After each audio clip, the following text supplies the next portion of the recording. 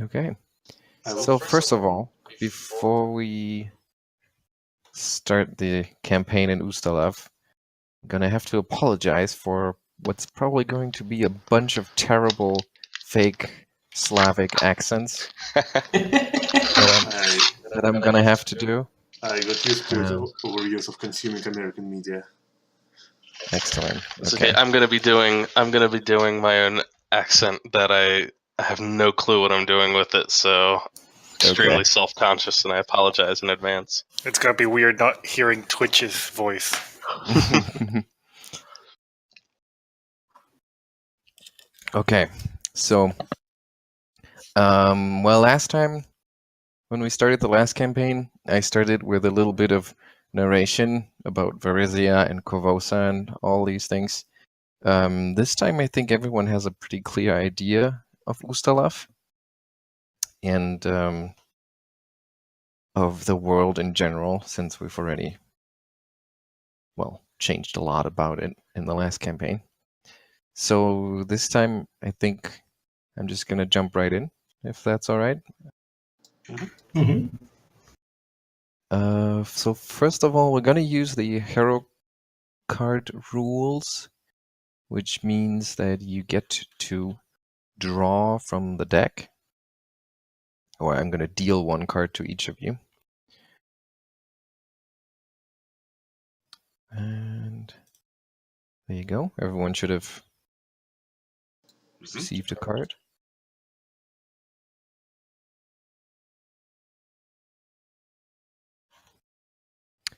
Do you know what that means? Have you did you? Well, we have player's guide, so I suppose I will look it up now.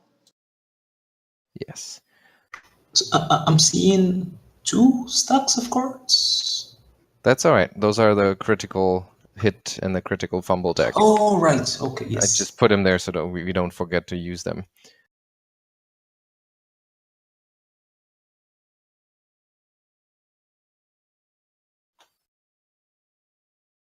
Okay. Don't worry too much about the hero card. It's rather involved because you also need to figure out if it's what kind of alignment the card has and all that stuff, and which suit, because it gives you different bonuses. So don't worry about it too much. I'll give you a list or a key at some point, and then we'll figure it out. But I doubt that we're gonna want to use it this session. So for now, let's just keep them in our back pocket and get started. So, the little town of Ravengrow, the sprawling graveyard that's called the Restlands. It's pretty dark. It's raining, and there is Kendra Lorrimore. She is obviously mourning, and a few steps away from her is a man with a shovel. Who's that man? Just an old gravedigger. His shovel is dirty from recent work, muddy graveyard soil still clinging to it, but he is keeping a polite distance, just sticking to himself, standing next to a large coffin that sits there. A couple of people have already arrived. There is a somewhat pudgy, aged gentleman with silver spectacles who has apparently come to pay his respects to the deceased. There's also a man in the livery of Lepidstad. Obviously came a long way to be here. From the looks of it, simple corporal. Other people are still arriving. For example, this gentleman who walks up to Kendra, nods to her, and then takes his place among the group of mourners that are slowly gathering. Who's that man, Karnis? This man is Dr. Arronax, a long-time friend of the professor, and now he came to pay his respects.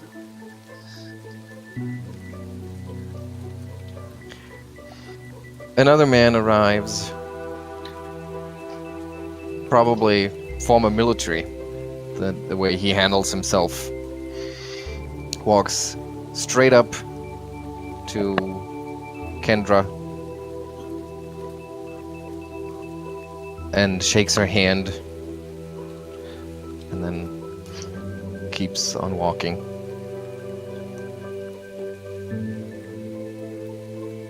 And more people arrive, and even more. It's like most of the town is coming out. Or maybe even from further away. Some of the people looking even quite exotic, carrying strange and wondrous items, like this man. How does he arrive? Who's that? He arrives holding himself with poise, obviously weapons stowed well away for the moment. But he keeps his hands folded and he holds himself upright, and he's doffed his cap to stand respectfully in the rain, and he holds his tricorn to his chest. And his name, as far as anyone here knows, is Crow.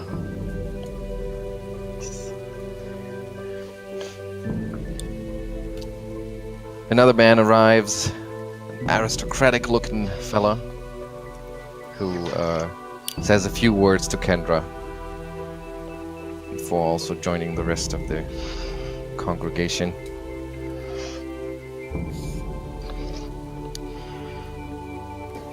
And then another man, probably? It's hard to tell under all these layers of clothes.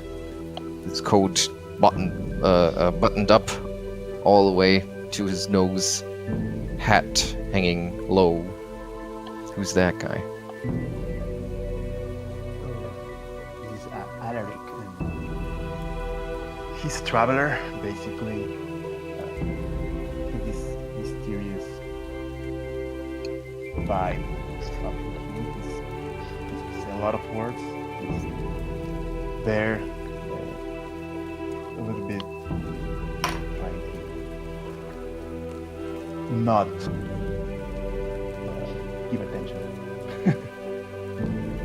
Alright.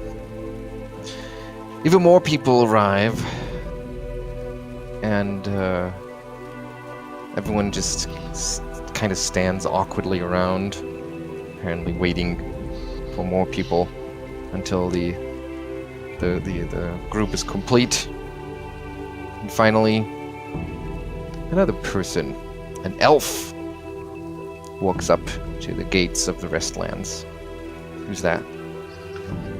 That would be Emaírel Naėllaṛian, a student and research assistant to the late professor.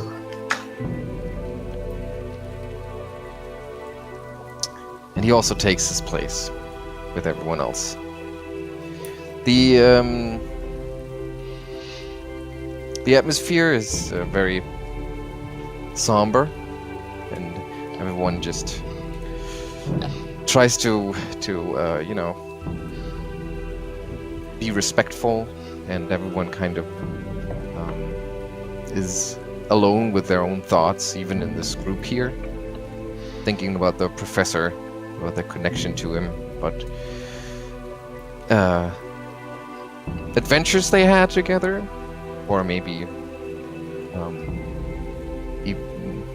maybe even boring times in the lecture halls, or maybe they were just neighbors. Everyone here had some sort of connection to him, and that's why they're here. When all of a sudden, there's a voice that pierces this sullen silence, and he yells, "The beast has many legs! The beast! The beast! From Ling!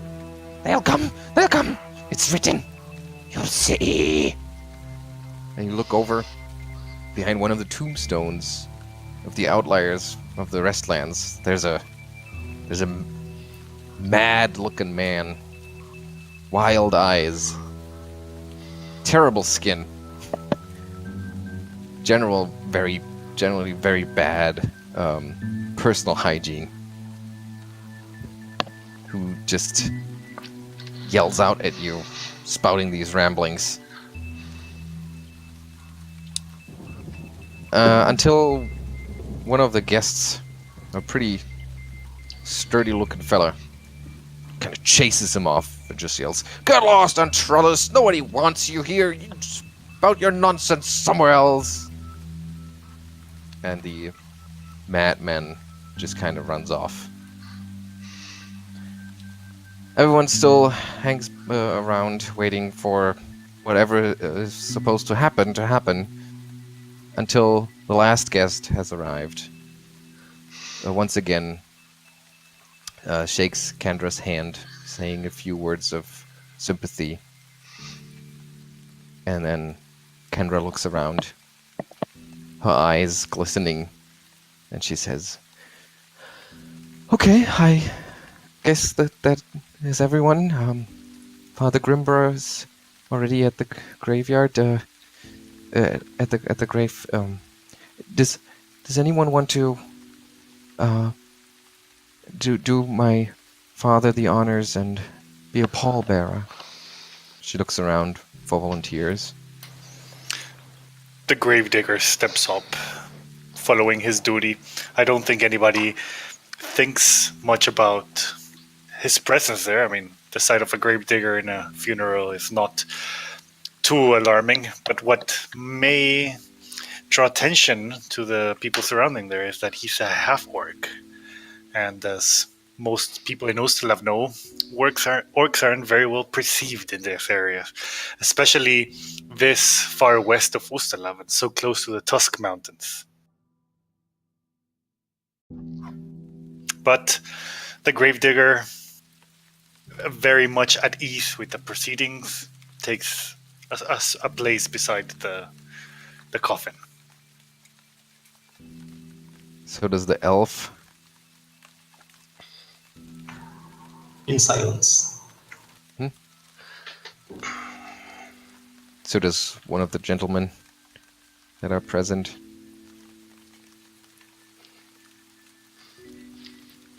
And a pretty ferocious-looking lady also takes her place next to the coffin. And so everybody lifts it up, and they slowly start moving. Kendra leading the procession, the pallbearers right behind her, and then everyone else trailing the coffin. And you enter a path that takes you through the Restlands that is called the Dreamwake. And it snakes through the tombstones and the little mausoleums that can be found here. And as you turn a corner, all of a sudden, there's a group of people steps out. from behind a little mausoleum, and they are led by a bearded man, kind of looking like a farmer. And he says, "That's far enough. We've been talking. We don't want Lorimor buried in the Restlands. You could take him upriver and bury him there if you want, but he ain't going in the ground here." Kendra, swift to respond to her sadness, swiftly transforming into anger. "What are you talking about?" she cries out. "I arranged it with Father Grimber. He's waiting for us. The grave's already been... You don't get it, woman. We don't have a necromancer buried in the same place as our kin. I suggest you move out while you still can. Folks are pretty upset about this right now." And you can hear from the people behind him, they're going like, "Necromancer."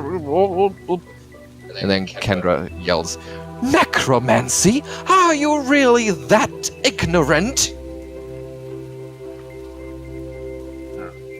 Arronax in this case will also angrily steps forward and asks, Are you threatening violence in this place? Have you lost your shame?" Geier also steps up and says, "Will you interfere with the rights of Pharasma and challenge her wrath? The rights Crow. must be observed." Crow also standing there, holding the the coffin on one shoulder, says, "It is unwise to slander the names of the dead."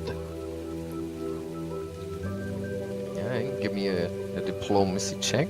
One of you guys can do the main role, and the others can help, but you need to tell me before you do that. Oh god, my Anybody sheet. but I can,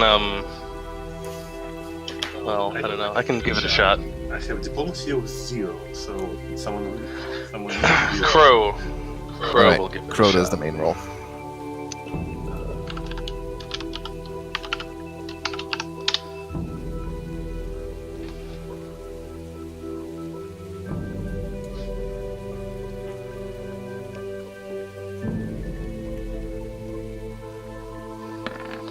Yes, indeed, it is unwise to slander the names of the dead, especially when we are surrounded by so many of them. You can see that a couple of people behind their leader are starting to get a little nervous, and they look around, their eyes darting from one of the tombstones to the next one. They're kind of jumping at the rustling of leaves in the wind or the rain, and then one of them says, "Well, Gibbs, I mean, it's, that Pharasma can sort this out, right? He's right about we shouldn't mess with the rights, and it's really not the night to start fighting a necromancer's friends." And the main guy turns around and he's like, "Oh, stop it. And then he gives Kendra a venomous look, and he says, "You're lucky you have your friends with you."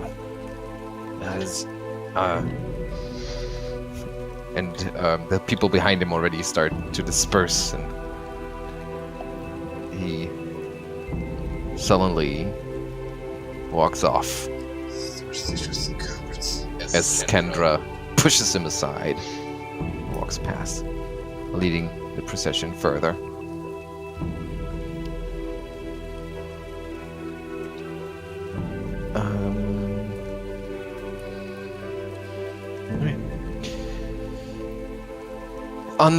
There's just a little way further down the Dreamwake. You can already see Father Grimber standing next to the empty grave.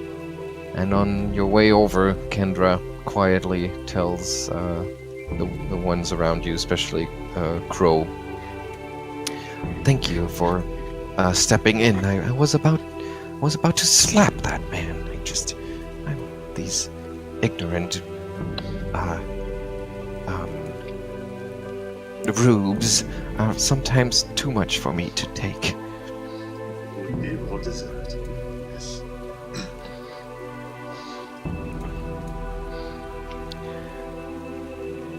Finally, you arrive at the empty grave. Father Grimber expresses his sympathy to Kendra, his condolences, and then the coffin is put down next to the grave, and Father Grimber speaks. Here and now, dear friends, we are Pharasma's children. What we shall be has not been revealed, but we know when she appears we shall be judged by her, for she shall see us as we are. Those who are not pure know that, and then everyone chimes in, all who live must face her judgment. Pray with me now. And again everyone chimes in, not this year, not yet. O Pharasma, give us now your grace, as we shrink before the mystery of death. Speak to us your solemn message. Help us live as those who are prepared to die. And when our days are accomplished, enable us the strength to face, in your judgment, our destiny. And everyone again, the lady shall keep it. Father Grimbar then nods to Kendra and takes a step to the side. Kendra tries to speak up, but then she kind of chokes up, her eyes getting teared up, and she says, "Thank you all for coming. I'm sure that my father would have loved to see all of you in one place. Alas, he won't. I had a short speech prepared, but I don't see I just... If any of you would like to say a few words, please do."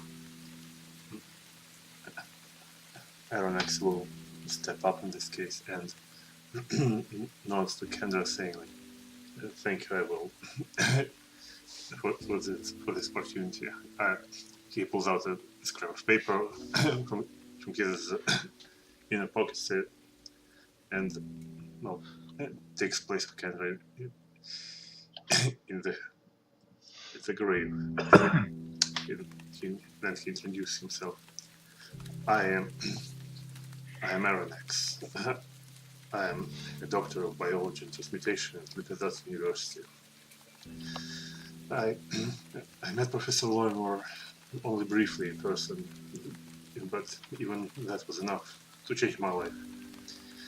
In our first meeting, I will admit we didn't get along very well, not very well at all. His brilliance was above my own, so much that, well, I couldn't help but hate him. Fancy what? I even swore vengeance at one time. Thought I would show them. But in the end, he was right, and for that, I am a better scientist and a better person. This will be a loss, not only for me, but for the scientific world as a whole. Goodbye, Petrus. I hope Pharasma will give you a good respite. He crumples the paper and steps back. Thank you, Doctor. Anyone? And then the sturdy-looking man that also chased up the madman steps forward. And he says,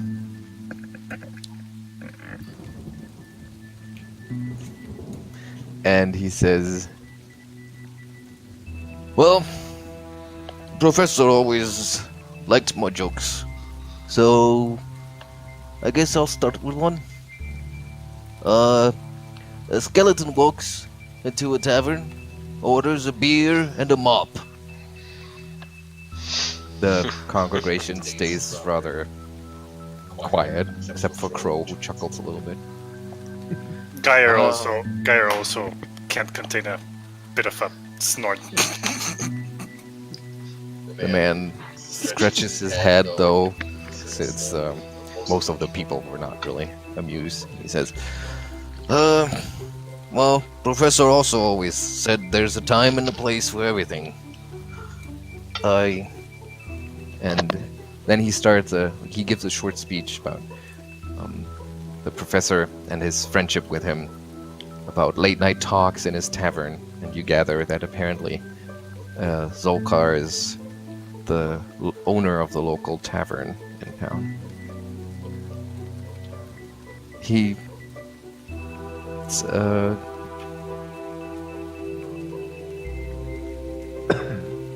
steps aside, and Kendra invites the next person to speak.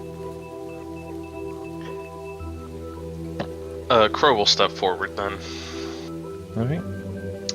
He'll stand beside the graveside, and he'll say, I am sure that many of you knew the professor better than I did. I, for one, met him when I was young and alone, and I owe him my life, and perhaps more.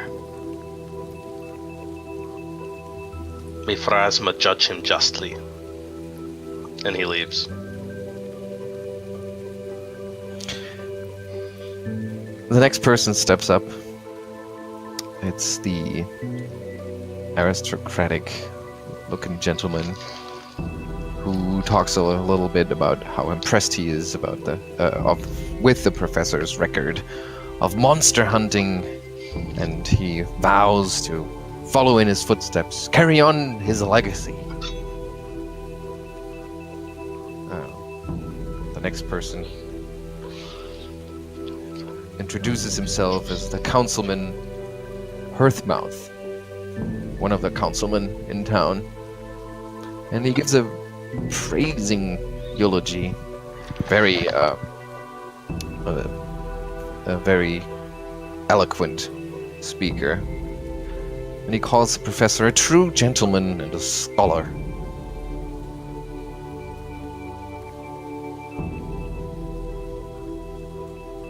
Anyone else want to say something? Emaírel will say quickly, the professor was generous with both his time and his knowledge. He will be missed.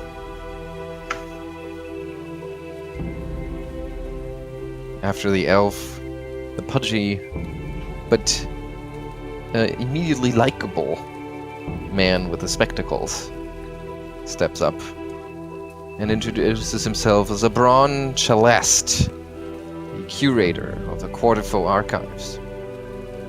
And he reminisces a little bit about his expeditions with the professor into ancient Ozeriani tombs, before also finishing.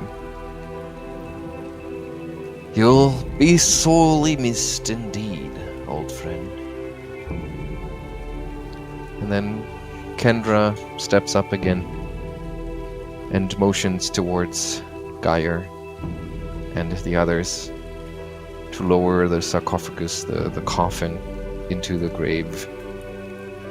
And then she throws the first little shovel of dirt, soil, into the hole. And then everyone else starts to do the same. Throw a handful of soil in there.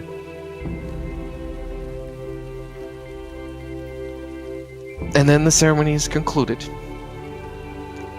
And Kendra announces, "Thank you all for coming.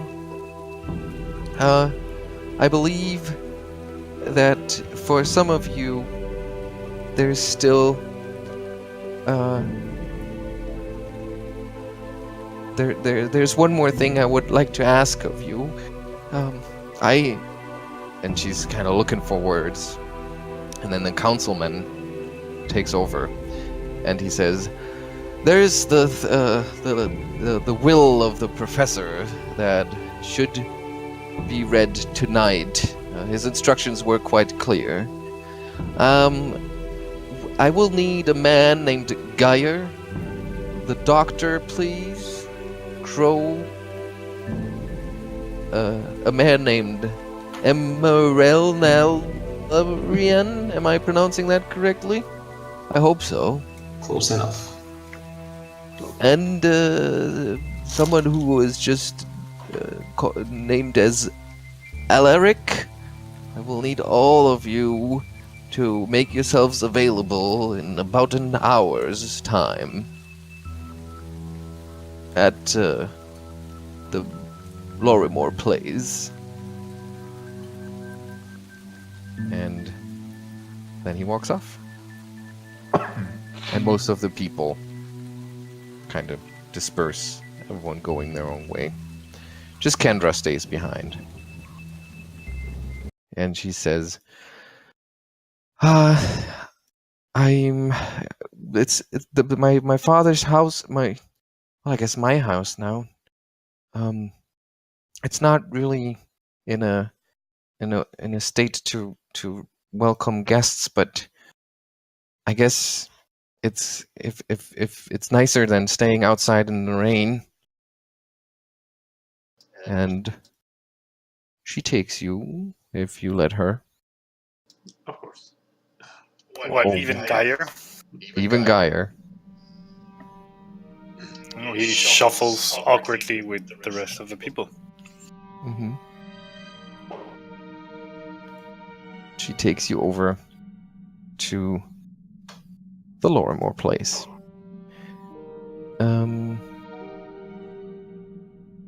Thank you for your hospitality, Kendra.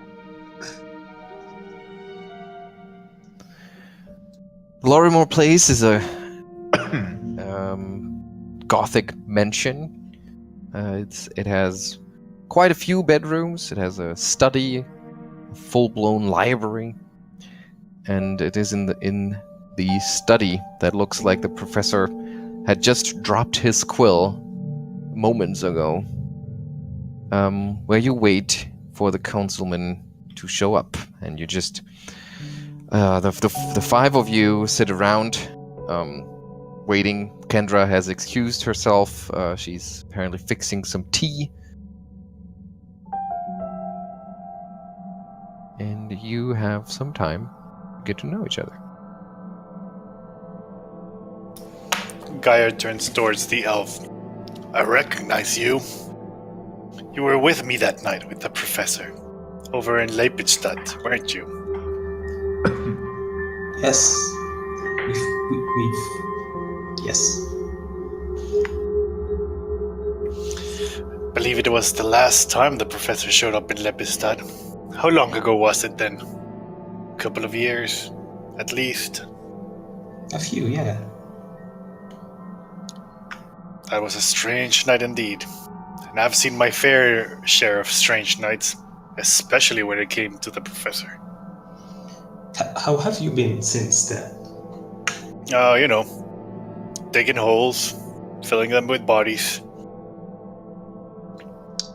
I must admit, I rarely heard of Professor in terms of being a monster hunter. I very much doubt there was anything the professor didn't do. Well, I mean, she's certainly helped me to reach my doctorate. But monster hunting? I mean, it's dangerous.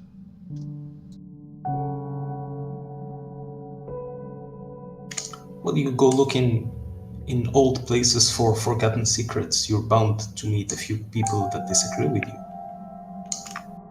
How about you, stranger? I tell the one all wrapped up.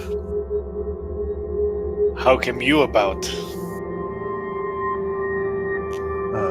Well, I know the doctor had his fair share of dangerous research, but I know that he was always careful and he wasn't very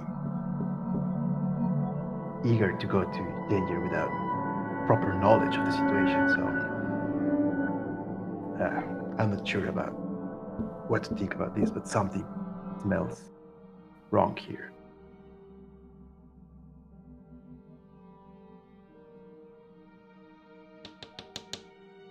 Who's that?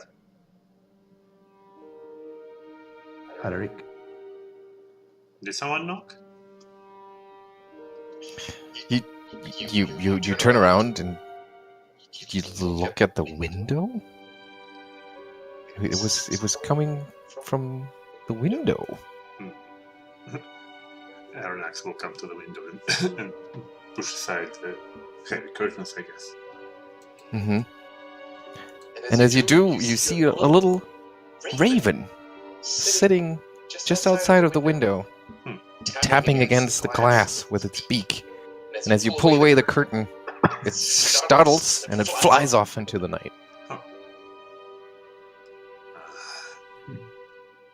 If I was a superstitious thought, I would say that was a bad omen. But it was just a bird. Sorry.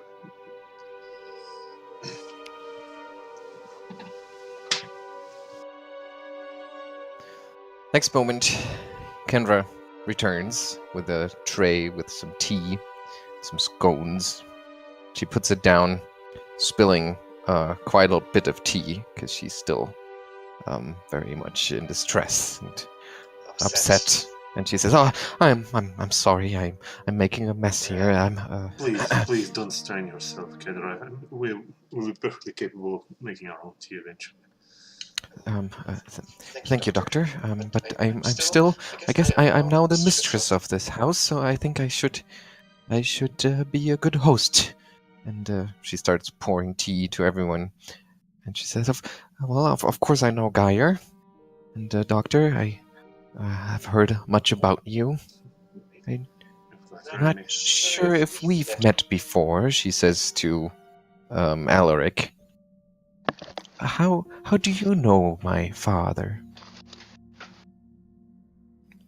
I don't think we have met before, but I met your father a long time ago when he helped me in a very precarious situation for me. Yes, he has a tendency to help people and be in the right place at the right time, it seems. Well, I have to get used to speaking of him in the past tense.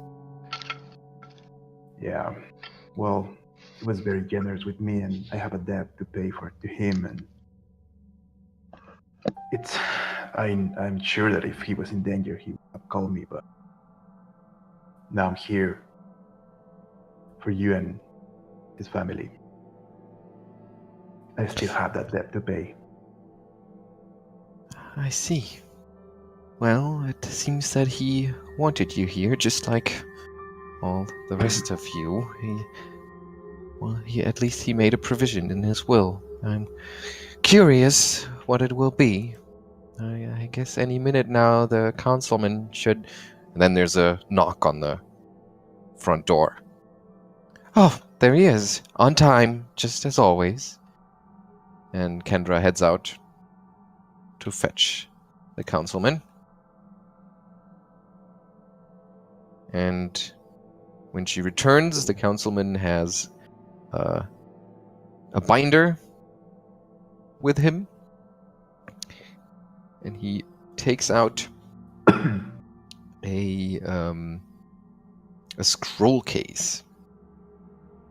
And then he takes a seat at one of the tables, and he asks you to sit down opposite of him of the table, and he says, "Please, let us get this matter resolved. You see here, the seal is still intact, unbroken." He reveals it to you, lets you all inspect it before taking the scroll case back. opening it. And as he does, a small iron key falls out of the tube and clatters noisily onto the table. Huh, he comments. And otherwise undaunted by the key, he begins to read. And you get the impression that he's eager to be done with the business and just go back home. And he starts. I, Petrus Lorrimore, being of sound mind, do hereby commit to this parchment my last will and testament. Let it be known that, with the exception of the specific details below, I leave my home and personal belongings entire to my daughter Kendra. Use them or sell them as you see fit, my child. Yet beyond the bequeathing of my personal effects, this document must serve other needs. I have arranged for the reading of this document to be delayed until all principals can be in attendance, for I have more than mere inheritance to apportion. I have 2 final favors to ask. To my old friends, I hate to impose upon you all, but there are few others who are capable of appreciating the true significance of what it is I have to ask. As some of you know, I have devoted many of my studies to all manner of evil, that I might know the enemy and inform those better positioned to stand against it. For knowledge of one's enemy is the surest path to victory over its plans. And so, over the course of my lifetime, I have seen fit to acquire a significant collection of valuable but dangerous tomes, any one of which, in the wrong circumstances, could have led to an awkward legal situation. While the majority of these tomes remain safe under lock and key at the Lepidstadt University, I fear that a few I have borrowed remain in a trunk in my Ravengro home. While invaluable for my work and life, in death I would prefer not to burden my daughter with the darker side of my profession, or worse still, the danger of possessing these tomes herself. As such, I am entrusting my chest of tomes to you posthumously. I ask that you please deliver the collection to my colleagues at the University of Lepidstadt, who will put them to good use for the betterment of the cause. Yet, before you leave for Lepidstadt, there is the matter of another favor. Please delay your journey 1 month, and spend that period of time here in Ravengro to ensure that my daughter is safe and sound. She has no one to count on now that I am gone, and if you would aid her in setting things in order for whatever she desires over the course of this month, you would have my eternal gratitude. From my savings, I have also willed to each of you a sum of 100 platinum coins. For safekeeping, I have left these funds with Emaírel Naėllaráin, one of my most trusted friends in Lepidstadt. She has been instructed to issue this payment upon the safe delivery of the borrowed tomes no sooner than 1 month after the date of the reading of this will. I, Petrus Lorrimore, hereby sign this will in Ravengro on this first day of Calistro in the year 4711. And as you can see, it is correctly signed by the professor. And he hands the will over. So I have a handout for you. I'll give it to you on Discord, because then you can have it as a PDF. And I'll also give you a handout on Roll20, but it's not going to be as easy to read. But for reference.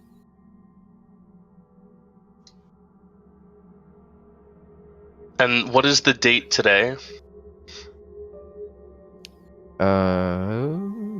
Yeah, the date today, let me check. Or I guess what I mean is, what is the date that he died? How soon before his death did he write this? Well, first of all, today is the 13th of Lamachan, So he wrote this 7 months ago. 1, 2, 3, 4, 5, 6, 7.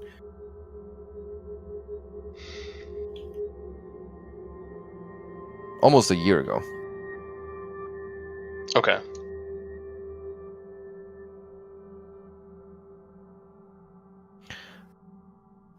Okay.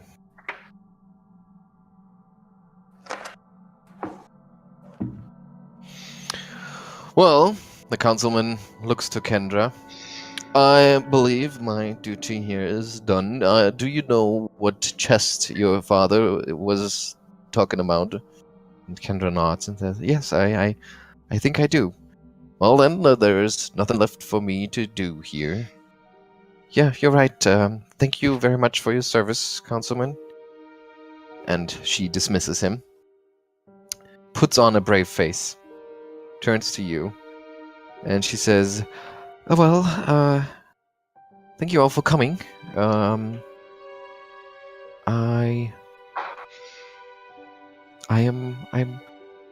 don't know why my father thinks that I cannot take care of myself, but I would like to offer you rooms here. This house is feeling pretty empty anyway. So I guess if you want to stay here for the month. Well, frankly, this is the least I can do for what I owe, Professor. Well, think it through. I'll use myself, and I'll go fetch the chest that I believe my father was talking about. And so she does. Mhm. Leaves again. And returns shortly after with a relatively small oak and iron chest. And she seems kind of nervous for some reason as she puts it down on the desk. And she grabs the key, that small iron key that fell out of the scroll case. And she says, I don't know why, I can't do this. And she offers it to any of you who's willing to take it. Don't push yourself. Let us help you. And, well, Arronax then will pick the key and open the chest. The key fits perfectly, and the lock springs open, and you find several old tomes and one relatively new one. The newest one sits on the top and bears the phrase, "Read me now!" exclamation point, scratched into the leather cover. Mm-hmm. The other tomes look very different. 3 of them have notes tucked into them. Do they have any markings or their book or names in the at the root of the books? Or Alright, so you want to inspect the books, the tomes? oh yeah, I mean I want to know the titles at least. Okay. So we have one book that has an ominous title. It's called The Manual of the Order of the Palatine Eye. It's a rich purple cover containing a brass scarab set with a single eye in its center.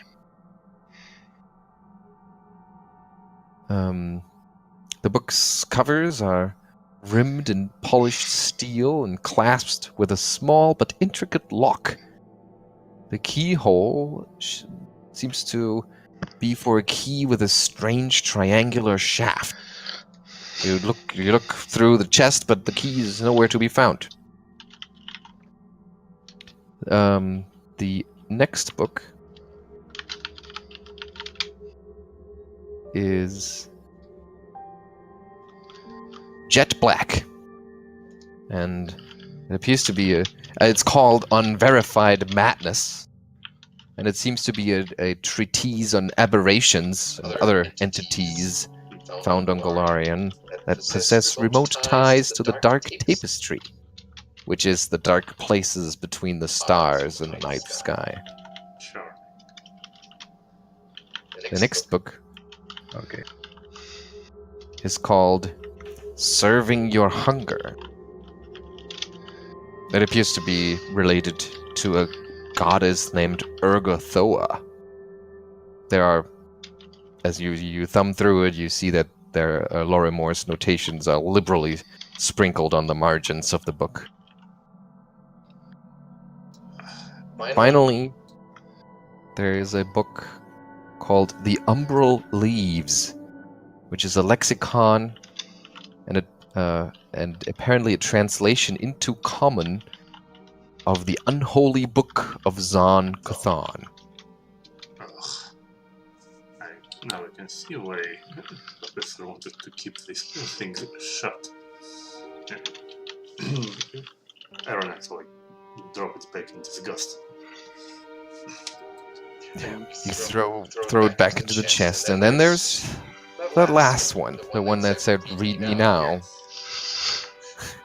which turns out to be Lorimore's journal. And it is quite obvious that he wanted you to read a number of entries in this journal because they are circled with red ink. Here they are. At this point, Arronax will pull up himself a chair and sit behind the desk to properly start his research.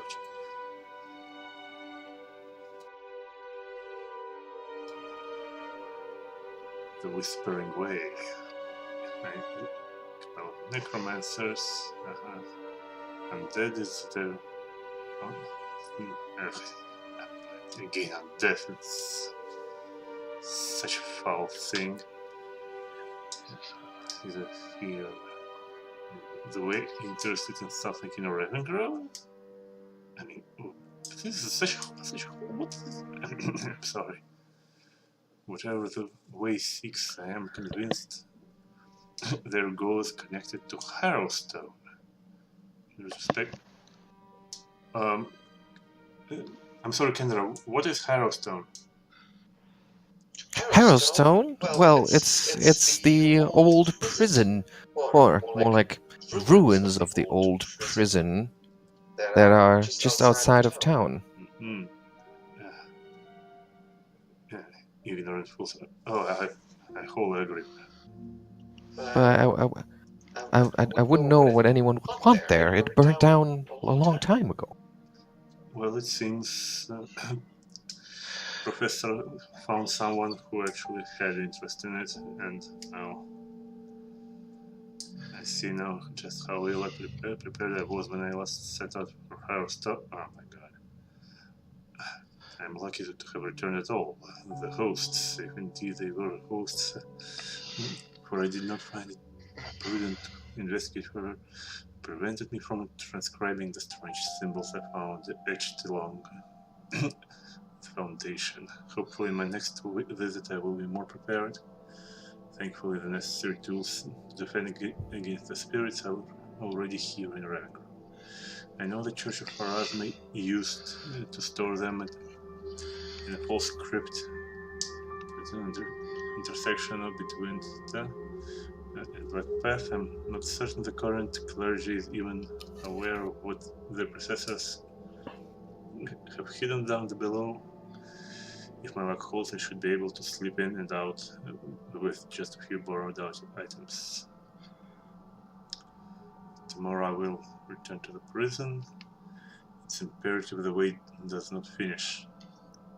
My caution has already cost me too much time. I'm not sure what will happen if I am too late, but if my theory is right, the entire town could be at risk. I don't have time to update my will, so I will leave this in the chest so there will be sure to be found should the worst come to pass. Arronax leaned back in the chair in some bafflement, and I think now I see what monster hunting you meant. Does the date on that last entry match with the professor's? Kendra says, yes, it matches exactly. It's been 17 days when they found him, out near one of Harrowstone's walls. Who found him, if I may inquire? I think some of the children in town who like to wander out there. They like to do tests of courage, and who dares to move closer to the wall, and one of them, that poor little child, it found the professor, his head crushed by a gargoyle that fell from the roof above. I don't know what he was. I didn't know what he wanted to do out there, but apparently it was no coincidence that he wandered there. Crushed by a gargoyle, you say? Yes. The Whispering Way. Necromancers on death. I can tell you from my profession. Once something is dead, it should remain so. You don't want any manner of ghouls and specters rising, and those who tempt those fates. It never ends well. This is not good. If word about this gets out, people are going to run their mouth. You've seen them out there in the Restlands. They're just that'll just feed their stereotypes and their ignorant.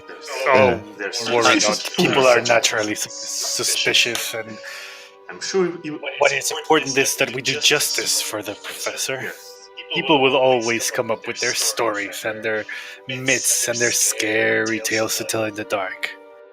But if the professor is right, that is something we should look into. Madam, there is an entry here. It says, 1 month ago, it says that everyone in town is already being so worked up about them, referring to the ruins of Harrowstone. Do you know what this is about? Well, those superstitious rubes around here have all sorts of rumors about Harrowstone. I do not dabble in these stories, but I'm sure if you spend some coin on one of those terrible drinks that Zolkar sells in his tavern, you will hear all about it. It's superstitious nonsense. We probably should visit the Harrowstone just to debunk them.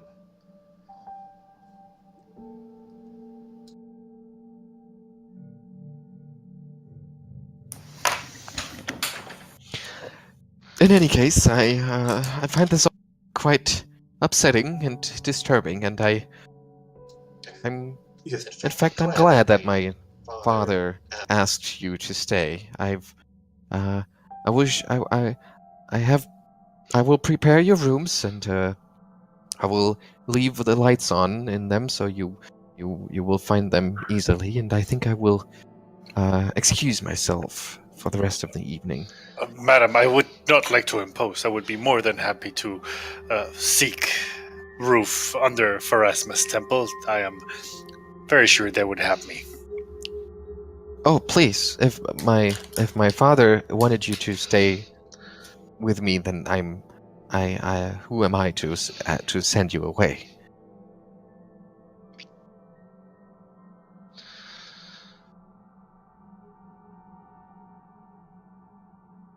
Alejandro? Alejandro? Yep, I'm here. What are you gonna respond to Here. that? Reply to Oh, that? yeah. Did you not hear me? Nope. Sorry. No.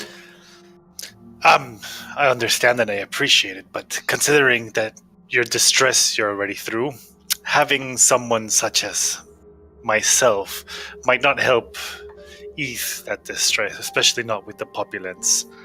I would take come no on. offense. Very well, if you insist, of course. Here, come on. We could use someone with a bit of a sense of humor around. No, it is a squite of the grave. And Emaírel is going to lean close to Geier and say in his ear that maybe the professor wishes us to protect her.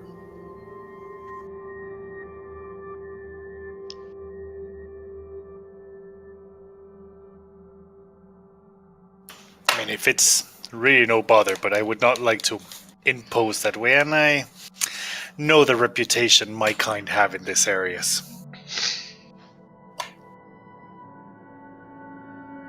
Geier, come on.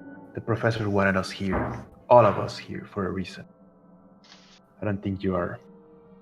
Anyone here is judging you. Will. We could always hide you in the attic if you prefer. Wrap you up in cloths and put a hat on you, and no one will ever know you.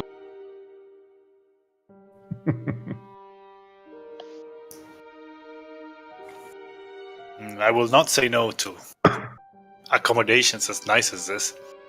And in fact, Geier has never stayed anywhere as nice as this. Not even close.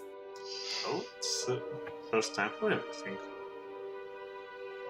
Good. I'm glad you decide to stay. As I said, you will find your rooms ready and waiting for you. I'm sure you are going to pore over these tomes, but as I said, I'm still quite upset about all of this. So I will see the gentleman tomorrow morning. Yes, please take a rest, Kendra. You've been through quite a lot today.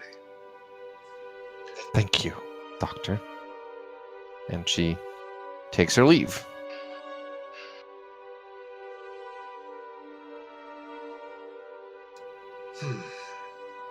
I see I didn't know quite a lot about my old friend.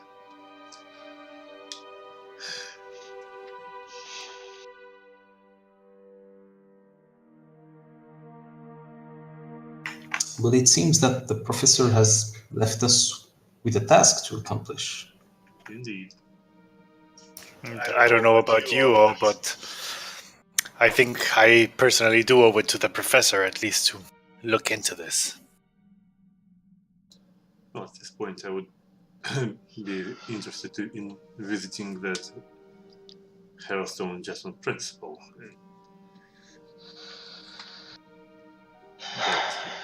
But, well, first things first, I guess. I mean, we should at least socialize, I suppose. I normally prefer to work on my lonesome, but I suppose, well, I am indebted.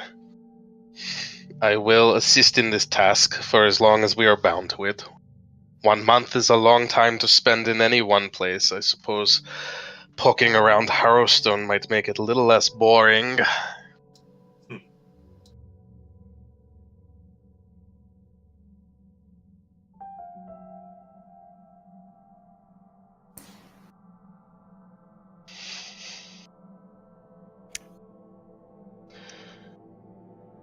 Well, So? I mean, no time like the present to check Harrowstone. Well, we can go right now. We should at least at least settle for now. What, you want to go during daylight, where all kinds of prying eyes can observe what we're doing? I think we should go out now, at night, where we can It's go in. quiet. But it's raining. Oh, well, I'm sorry if the weather inconvenienced you. We'll let you know how it went. And Geier heads towards the door. Well, Don't test me I aside. think I'll follow this guy. Shouldn't we try the Church of Pharasma before? He said that he would need tools stored in the church's crypt. That is true, yeah. There was this... Yes, he speaks of ghosts in the something to ruins. defend against the spirits, other than Pharasma's blessing, I suppose. Between Eversleep and Black Path. There's a false crypt in the Restland intersection.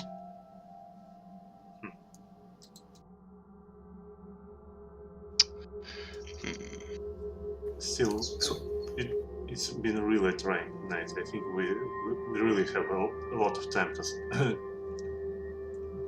to do it tomorrow.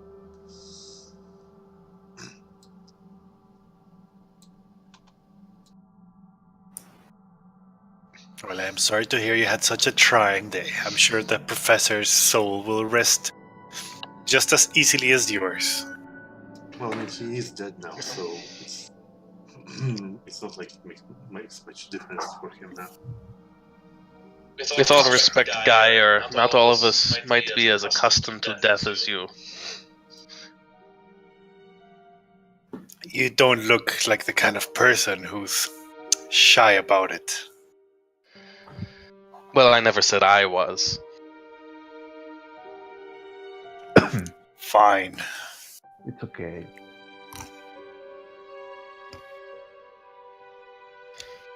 So you decide to stay the night and go in the morning? Yep. Besides, it might not be unwise to further our reading a little bit before going in there. Geier's not much for reading.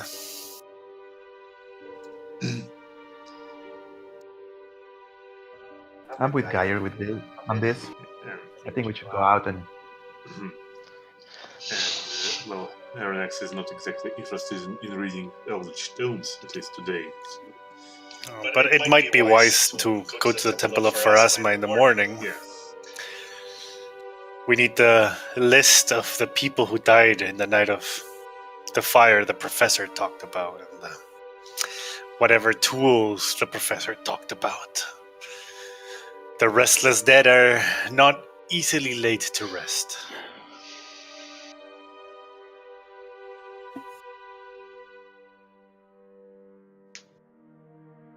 So, sleepy Fair time. enough.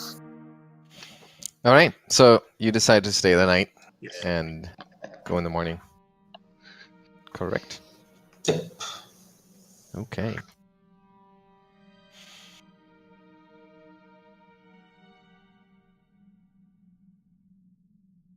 All right.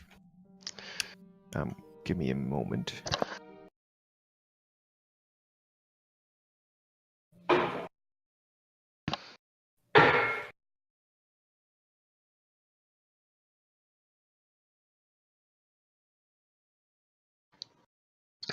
Okay.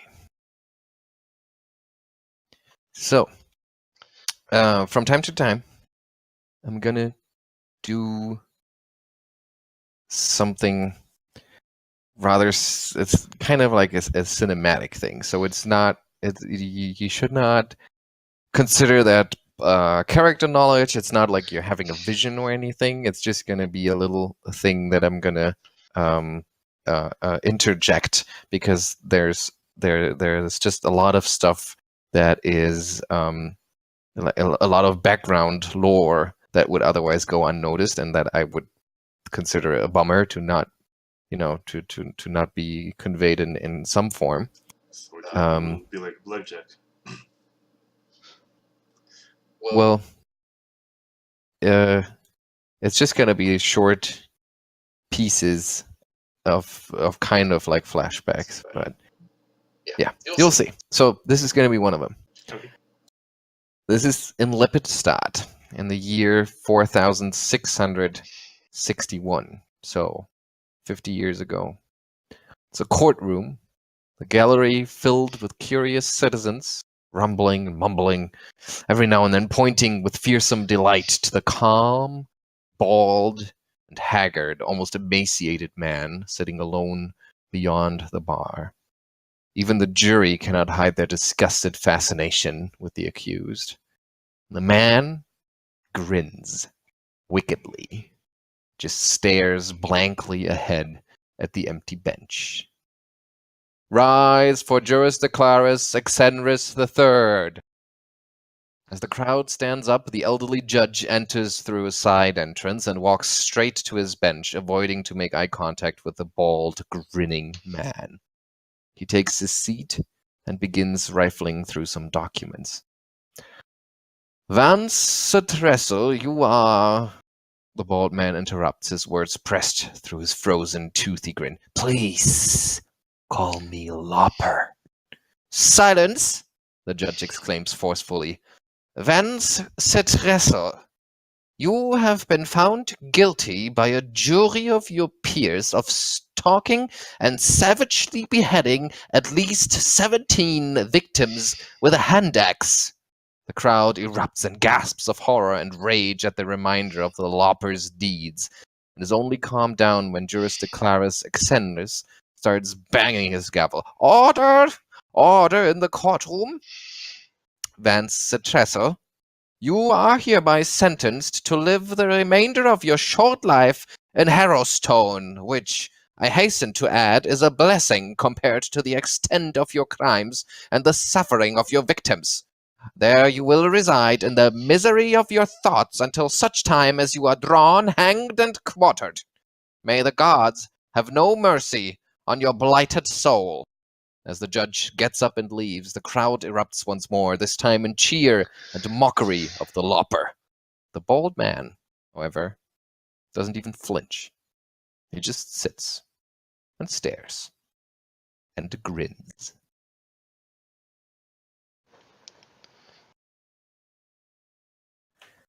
But that was 50 years ago, like I said. That was the year 4661, or what did you say? Yes, 4661. At that point, Arronax wasn't even born yet. Yeah. The night is calm. The rain stops sometimes in the early hours, the wee hours of the morning. And you manage to get some sleep. We're probably still thinking of the funeral of the professor and his strange will and testament. And in the morning, you gather in the little dining room of Lorimore Place, where Kendra is joining you for breakfast. I hope the gentleman had a good night's rest. I hope everything was to your comfort. Was it warm enough? Considering the circumstances, thank you, Kendra. It was great.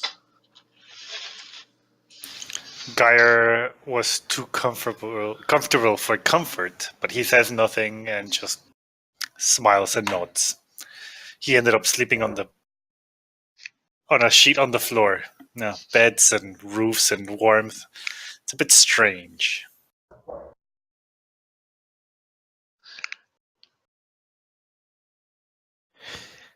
So, did the gentleman decide on a course of action with those strange notes of my late father?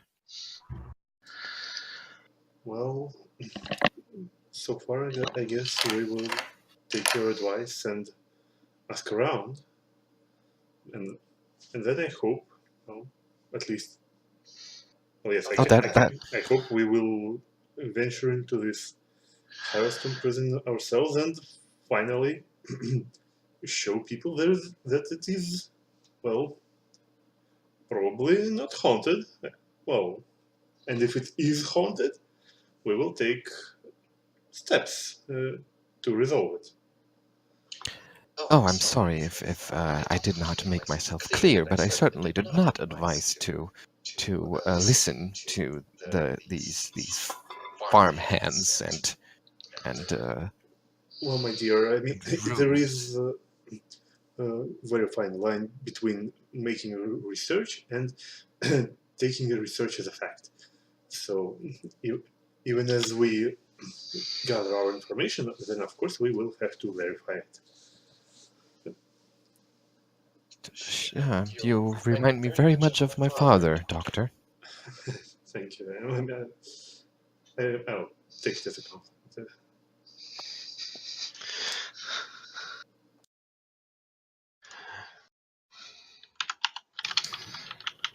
On the subject of the books, Yes? do you think that it would be wiser and safer if we kept them on ourselves instead of letting them here in your residence? They have been here for quite some time. And no one inquired about them before? No, in fact, never even I've never wondered myself what was in that chest, I have to admit, until we heard about it in the will. I thought it was curious that I never saw my father use it, but there are so many curious things about my father.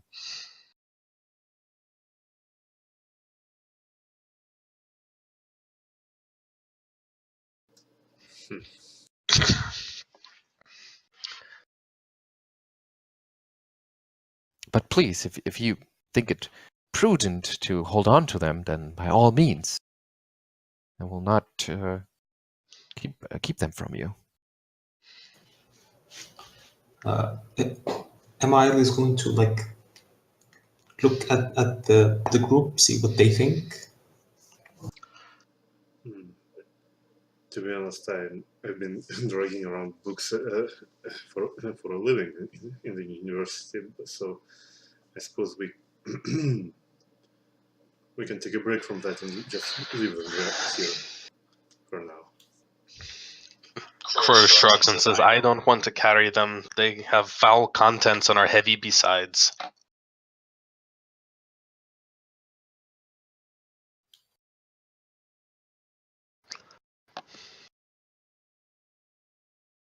Okay, I guess they can stay here locked up.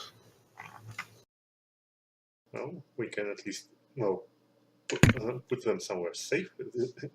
The mansion is big enough as it is, so there's, I suppose, more than enough places to store them away from the prying eyes. We could certainly just place them back in their chest. You can even hold on to the key if you like. Oh, that's a good idea.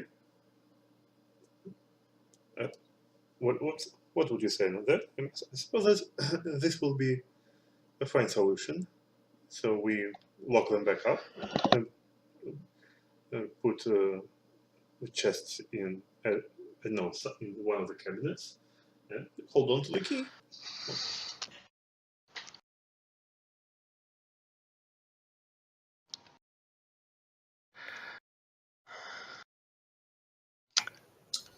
On that note, should we be going out? Oh, well, sure. Why not? It is morning. We had breakfast, and I suppose Rusty Kustalov has very fresh hair. Have you already made yourself familiar with the town, or do you need any directions?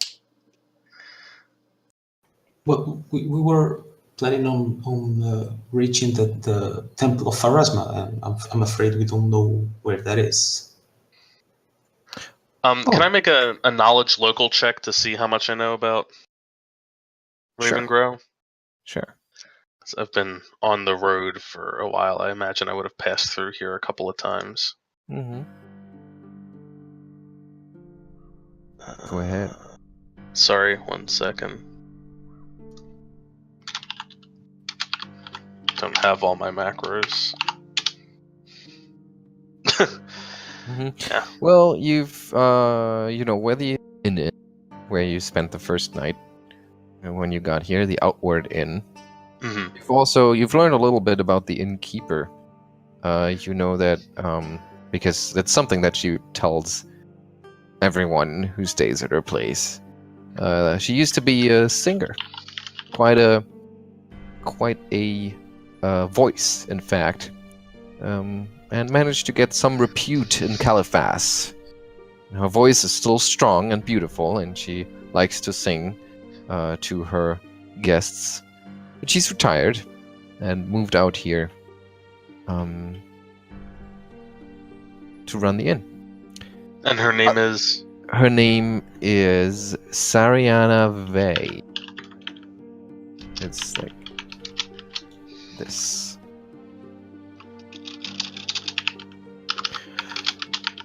And do I have, with a 10, do I kind of know roughly where the main points of interest I was going to tell you a little bit about that. So Okay. you know that the inn was at the town square, located right next to the town square. There's a little gazebo in the center of the town square. And there were a bunch of buildings around the square as well, mostly probably like stores and official looking buildings mostly. Mm-hmm. But you didn't pay too much attention. You know that there was no temple. The temple is on the other side of the river. This much you know. In fact, you know that it is over here, because it is clearly visible from afar. It's the town's most elaborate building. Its eastern facade displays an intricate stained glass mural depicting a stern Pharasma, and that it's kind of like it's almost glowering over the entire town. You can see it from almost everywhere. So I'll say to Kendra, I've been through Ravengrow on one or two occasions. I'm sure that we can find our way wherever we are trying to go. Good. Then let us make our way to the Temple of Pharasma. Offer our respects and start this. Encomienda. Shit. Forgot the word in English. Investigation. Start this task. All right. So you leave? Is that what you do? Yeah, I would suggest that, like, heading to Pharasma's temple. We can It control. may not be a bad idea to inquire at the inn about the locals' reaction to Harrowstone as well last month. Well, that's why I suggest going during the night.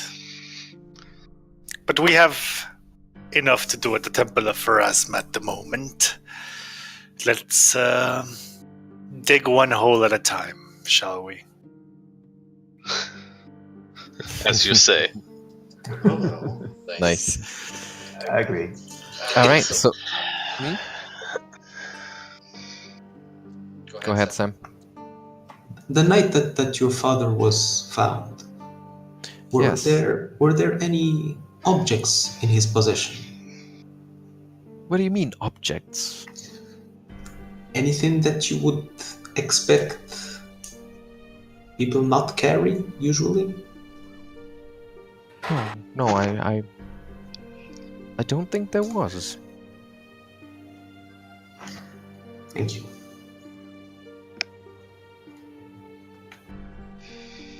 All right, so you make yourselves ready to leave, and where are you headed? Sounds like the temple. Yep. Temple. Okay, so you move south from Lorimore Place, and you come by this fork in the road. It's like Are we supposed to be seeing anything right now? Oh, you're not? I am. I have a blank screen. Well, his posting pole appeared. I mean, token for it appeared, and that's about it. Let me reload. You don't, yeah. Should be a nice map. I just have the generic roll 20. There's nothing here screen. Do the others see the map? Ah, there it is. There it is. Yeah. Okay, good. Yeah, I see the map. So you come up. That is very loud. They murder somebody? Yes. There was some here. Time for that. It seems. Right. So you come by this pole that is placed right next to the road at this three-way crossing, and you happen to meet a young boy there who you also remember having been at the funeral, and he appears to be busy putting or taking a note off from the pole, because it appears like these poles are used to put up news and announcements of any kind. And he's right now busy taking the announcement of the professor's funeral off of the pole as you happen to walk by. And he you startle him a little bit, and he goes, "Oh, sorry, I didn't see you there."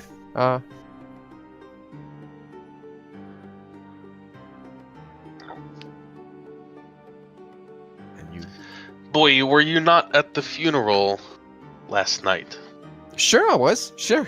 My dad took me. Pay our respects to the professor, he said.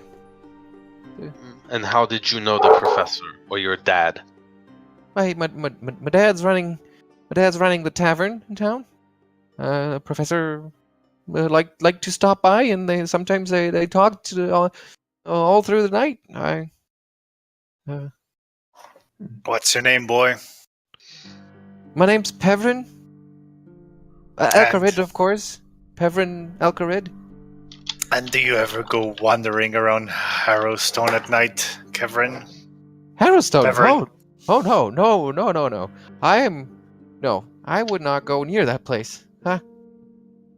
And what other places are haunted around here? What? Well, you were Nusalov. Everything's haunted. Figured.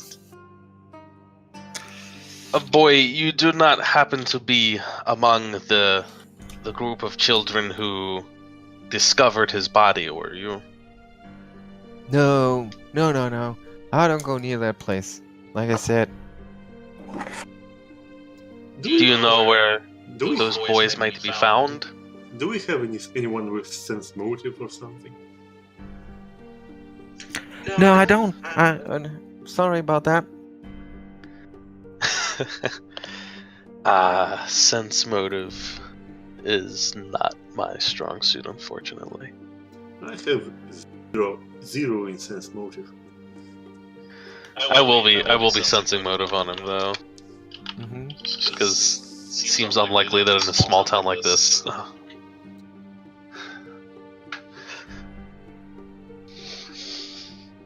That he just doesn't know who found.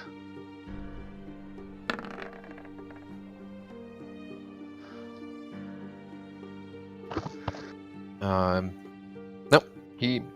Neither of you thinks that he knows.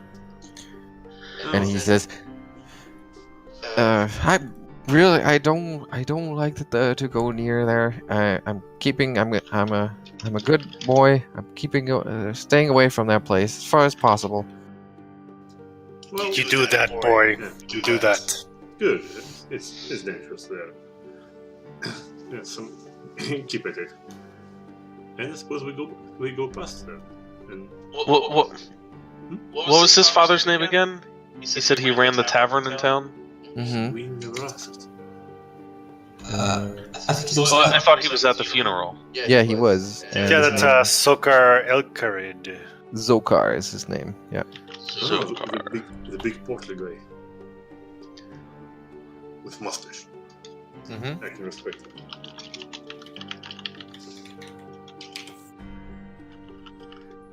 And which tavern was this that he runs? And he describes the place to you. Where is it? Sorry. There it is. The Laughing Demon is the name. Oh, it's a lovely name for a tavern. Yeah, I know. My dad has a very special brand of humor.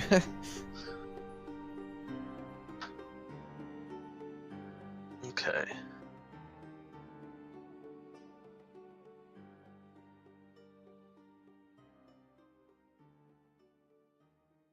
Well, you should come by sometime. Try our vampire steaks or the wolf balls. Wolf balls? What's a Yeah. wolf ball?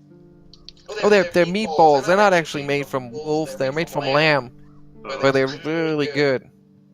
I like lamb. I don't mind wolf either. Well, oh, don't worry, kid. I mean, we will come pay you a visit at some time. Great. No? No? Sure. Go. Yeah. Well, let me just finish here. Mhm. And he slaps a note on the posting pole and runs off. What is the note? Yeah. The note says, "Wanted for vandalism." And you go over it, and it seems like someone vandalized the Harrowstone memorial last night and smeared it with blood. What's a Harrowstone memorial? It's not Harrowstone itself, right? You don't know? I don't know. I mean, Arronax just arrived. It's a Ravengrove, so of course he doesn't know shit.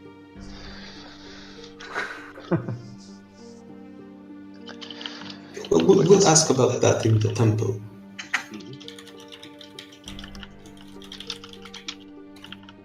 All right. So you follow the road, you cross the river through the covered bridge, using the covered bridge, and then further up the road, you finally make your way over to the temple.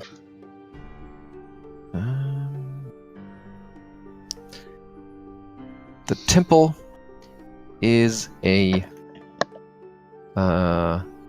like I said, it's the town's most elaborate building. It is very imposing and very impressive.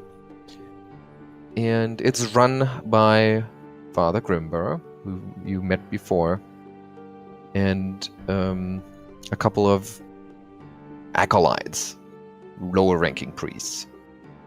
But it's the Father himself who greets you when you enter. He's apparently very hands-on with his the way he runs the temple. He says, it's the out-of-towners. Welcome. Are you here to pray? Geier replies, "Indeed, Father.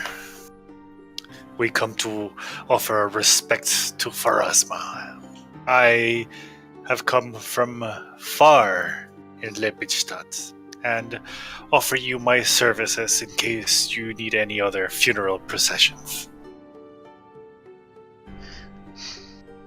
You've come to offer your services? I see you. Yes, yeah. You're quite a strong man. You know how to handle a shovel. I hope we don't have too much need of your services, though. Where can I find you if I need you? I am currently staying at the Lorimore place, along with his companions. We are all concerned with the circumstances of Professor Lorimore's demise. Oh, how so? He was quite clearly dead. Yes, well, and the dead should remain dead, which is what we strive to achieve, is it not? Yes, of course. The Lady of the Grave is very, very strict. Yes, Pharasma keep us. Pharasma keep us indeed. So, wanting to pay our respects to our dear departed Professor Lorimore, we wanted to, give me 1 second.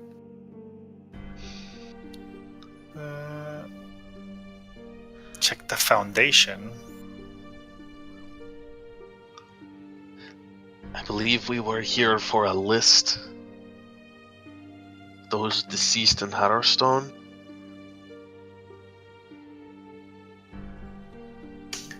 I believe that the professor must have come by a few weeks ago to ask. Like the crypts in the Restlands. I hear in the intersections between the Eversleep and the Black Path. Could you point us to that direction? And why? What is your interest in that? To pay our respects, of course. Well, who do you know who's buried there? Do we need to know those that are deceased? Why would you just wander into the Restlands to pay respects to someone that you don't even know where? Father, I am a gravedigger. Most of the people that I've put back in the mud, I do not know, yet they all deserve the mercy of Pharasma. He looks at you, and you can sense that he's not really, not trusting. I'm not really buying it. No. No, he says, I don't understand. Why are you asking about a random crypt in the Restlands? Geier bows his head and hopes somebody else takes the lead.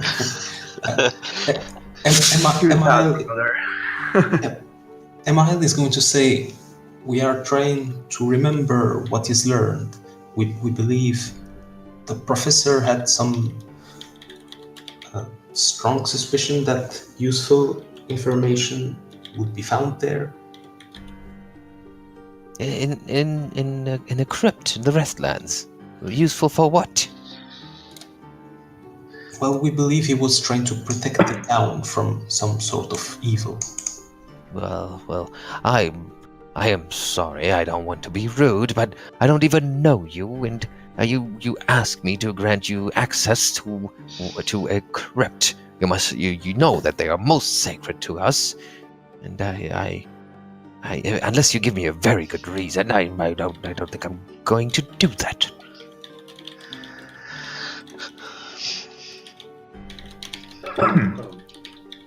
In that case, Arronax will.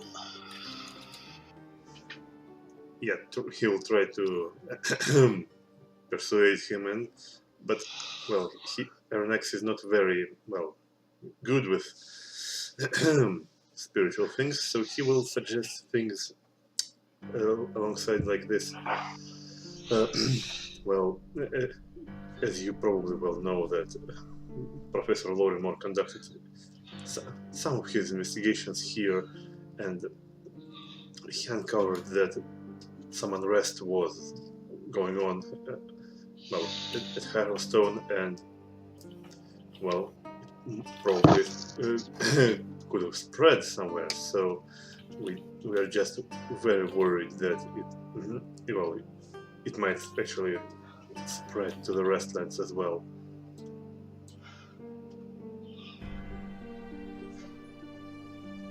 so you're trying to make a case for it? Well, yes, he'll try to say that Professor Lorrimore was a renowned scientist, adventurer, and trouble seeker, and apparently he found trouble in that crypt.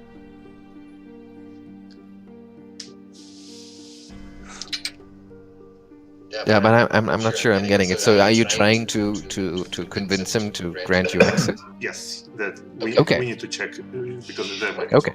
Yeah. Then you can give me a diplomacy check. Diplomacy 0, go.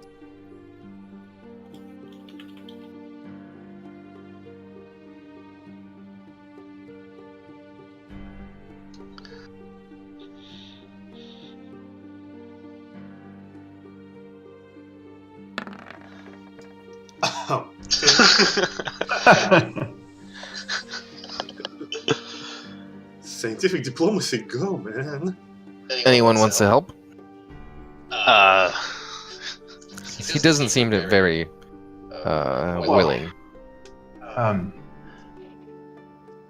Brother, please, hear us out. We just want to... Well, we have reasons to believe that there is some evil force here, and we think that the professor was into something before he had to pass away. We have nothing but respect for the graves and the dead. It's part of the same clergy as you. We will really ask you to help us on this. All right, give me. You can aid by also rolling diplomacy. Yes. He says, It is certainly good to know that you at least know to respect the Restlands. But I don't know you. And around here, trust goes a long way.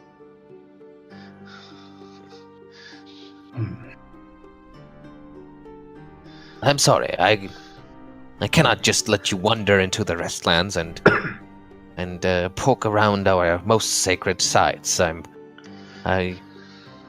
Maybe if you prove yourselves to be truly respectful of our ways, then at some point in the future, I will. But I just not now. Please, brother. There must be a reason to prove you our motives right now. We don't have a lot of time to prove ourselves in the future. if you try to pressure me into this, you are only making me less inclined to let you explore it. Look, sir, maybe you can help us with some matters of more public knowledge. I'm not sure why these relative strangers are so interested in going there myself. I only just met them last night. But I was wondering if you could tell me more about Harrowstone. I've heard so many rumors about it. I even heard that the professor was found deceased near these ruins. I'm curious what you know about it.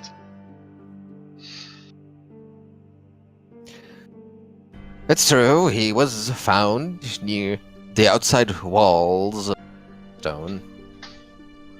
He was in a terrible state. I'm sure you've heard. His head was crushed by a gargoyle that had fallen off a roof above. It's very sad. A terrible fate. Terrible accident. But Harrowstone is a dangerous place. It's a ruined prison. It was destroyed by a fire, and 50 years ago it was, and it has stood vacant ever since. Some people around here like to think it's haunted, and nobody enjoys speaking of it. So you might Haunted as in ghosts? It's probably nonsense. spirits, restless, dead.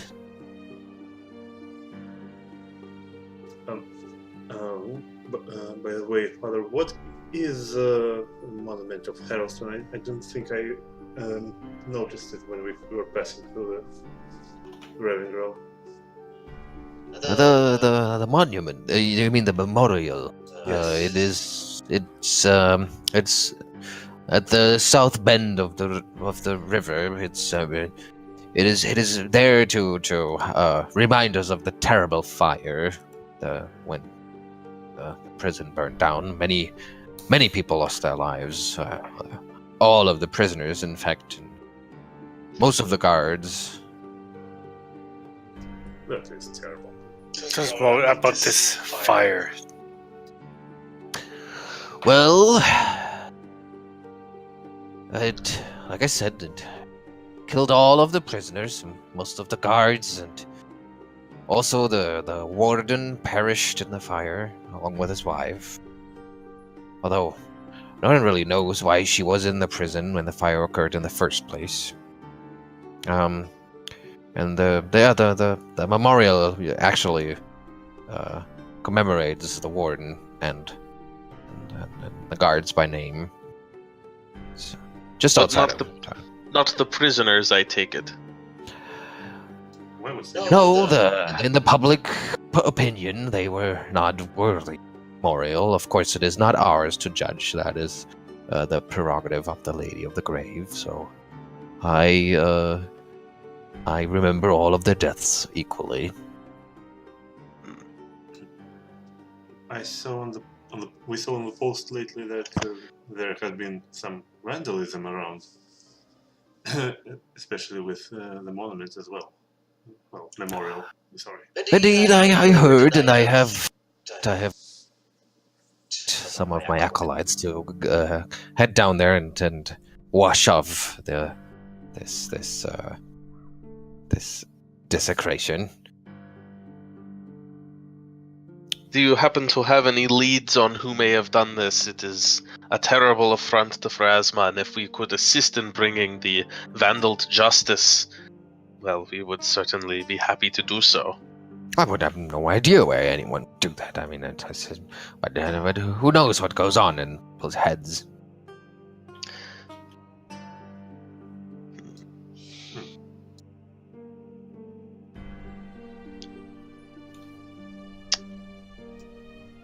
Well then, thank you for your help then, I suppose. I suppose we'll visit some again at later time, so don't worry about that. Of course, the doors of the temple are always open to you. And until then, we have a town to get familiar with. Farewell, lady be with you. Arronax nods like solemnly and leaves.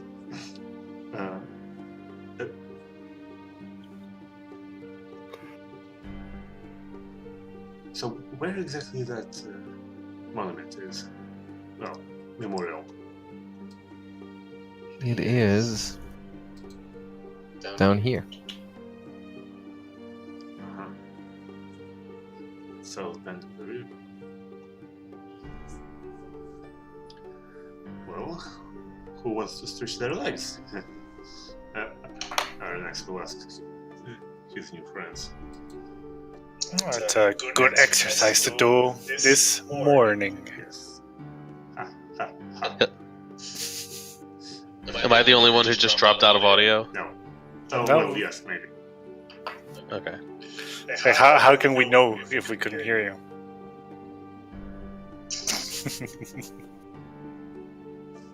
Hey, Other so- either.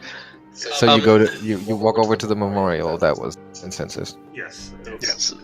It's, Simon, sorry, how do you spell the priest's name? we didn't ask him, I think. Father Grimborough.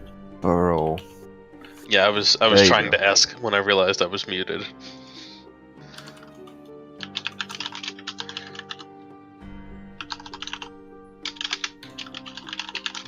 Okay, so you head south to the memorial.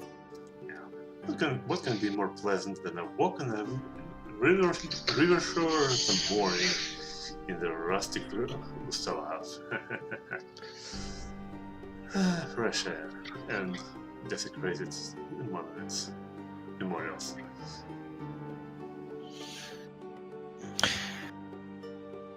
You walk over to the spot that Father Grimborough roughly described to you, and then as you get close, it becomes obvious to you what he was talking about, because it's actually a quite distinctive landmark. It's a 25-foot tall, moss-covered stone statue that overlooks the river. The statue itself depicts a proud, muscular human man dressed in leathers and wielding a truncheon. Apparently, it's a depiction of the warden, and according to the plaque, his name was Hawkren. There's a total of 25 names on the plinth of the statue, chiseled into its base. It appears they appear to be the names of the guards and the warden's wife, Bizoriana. Zoriana? Mm-hmm. That's probably what he's saying. I mean, we know the guards, but we need to know about the prisoners.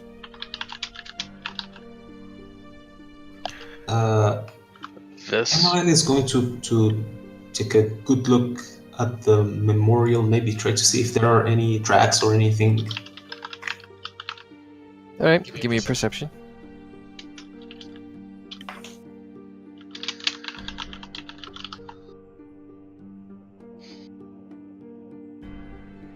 Basically, we investigate, and Arronax will try to aid another with perception.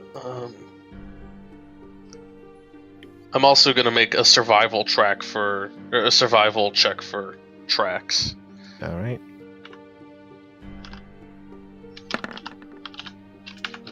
10 exactly. I suppose that was more useful than perception myself.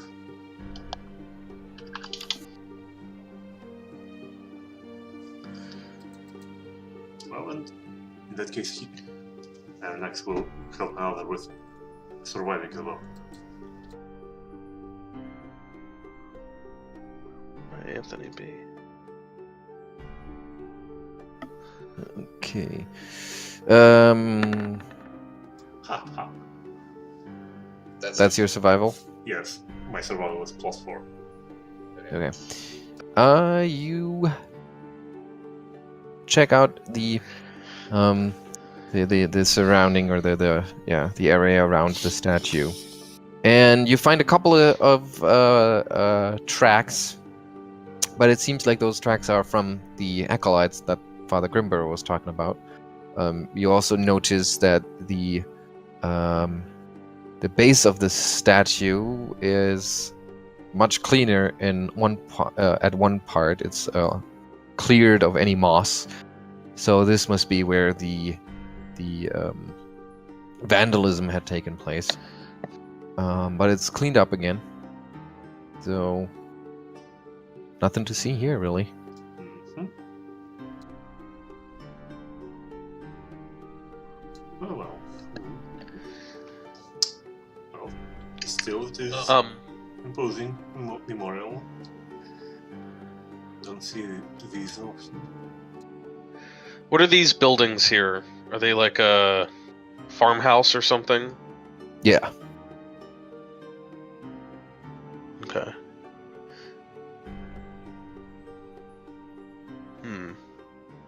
I wonder who lives there. If they might have heard or seen anything.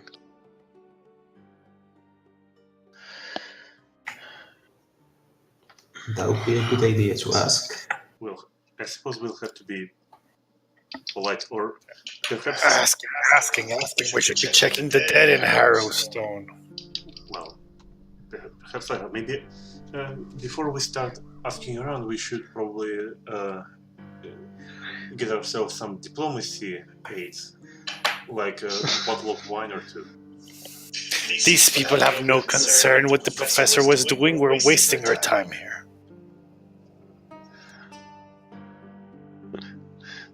Do you want to go back to the Father Grimborough and try to explain yourself a little better? No, we won't get anything out of that old fool, but we go to Harrowstone and we follow on the professor's footsteps.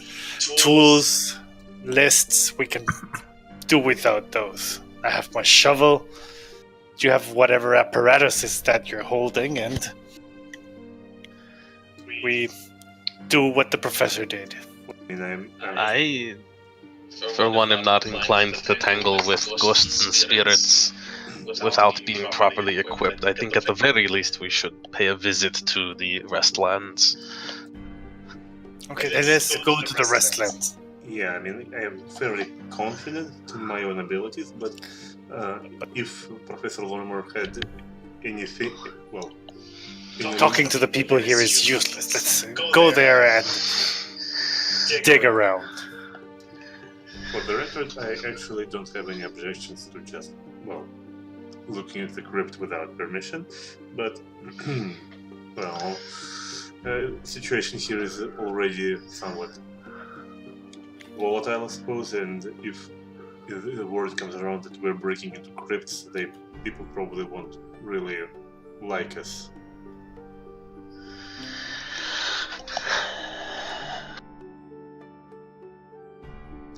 So, to be honest, I will suggest for us to sit a little bit sit around, spend some coin, buy alcohol, bribe people with alcohol, and overall increase our reputation before people will accept us. People are unreliable. Well, of course they are. They're people. That's...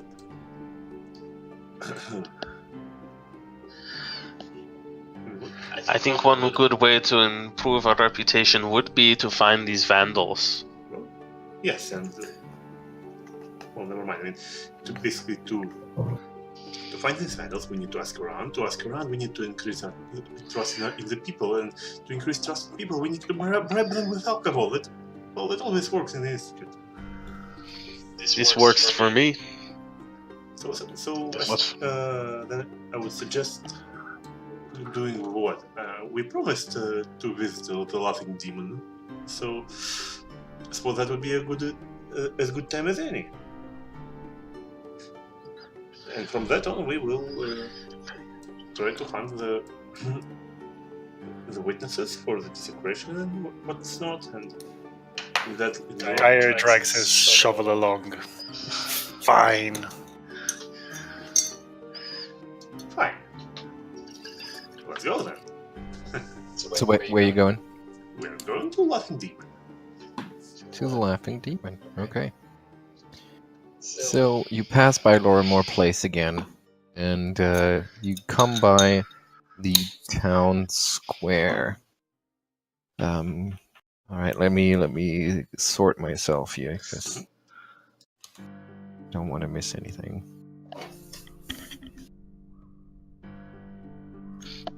Give me a second.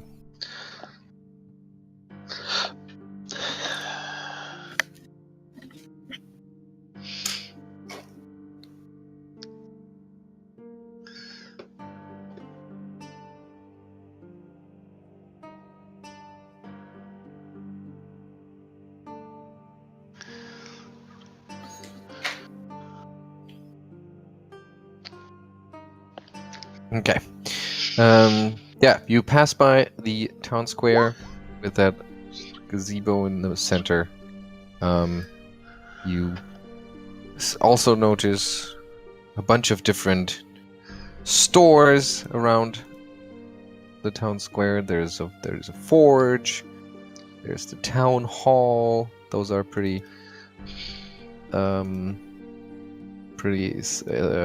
evident to you. There's a general store.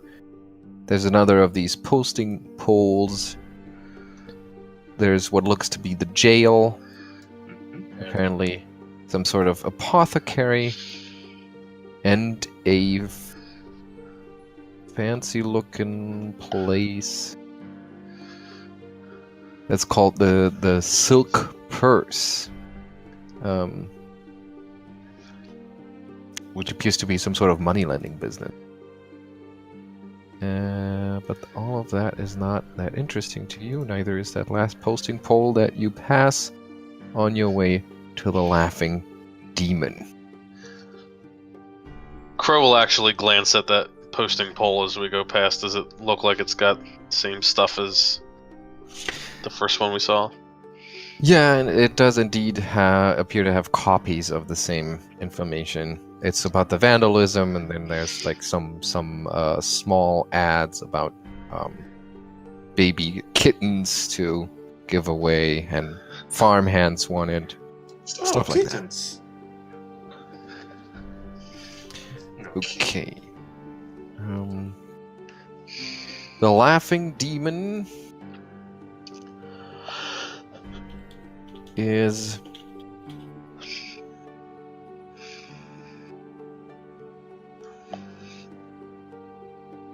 already busy, even this fairly early in the morning, or like not even lunchtime yet, really.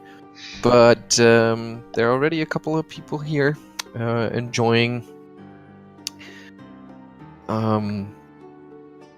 some sweet tea that Zolkar is pouring from a large vat. And as you enter the warm and friendly tavern, he's behind the bar, and as you walk in, he waves over to you. Oh, out of towners, eh? You're friends of the professors. You're friends of mine. Come close. Have some tea. Oh, thank you.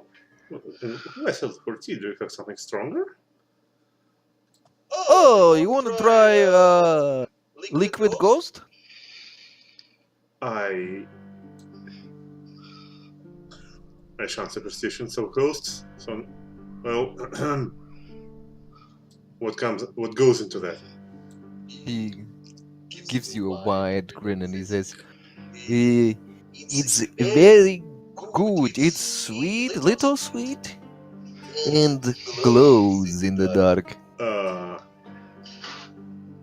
You know what? I will come later and I will give it a try, but I don't think it's something I should try in the morning. Sure, suit yourself. Some corpse chowder instead. You hungry? Corpse chowder. We actually, Kendra made us breakfast, so well, thanks. Oh yeah, Kendra, good girl, Kendra, good girl. It's so sad what happened to Professor. Yeah, it's really a huge tragedy for us. Poor Kendra now, all alone out in that big place of hers. Well, at least for now, she will have us to look after her. But Oh, you're staying in Ravengro, eh? oh, right, you didn't know. Well, we will stick around for but at least like a little while.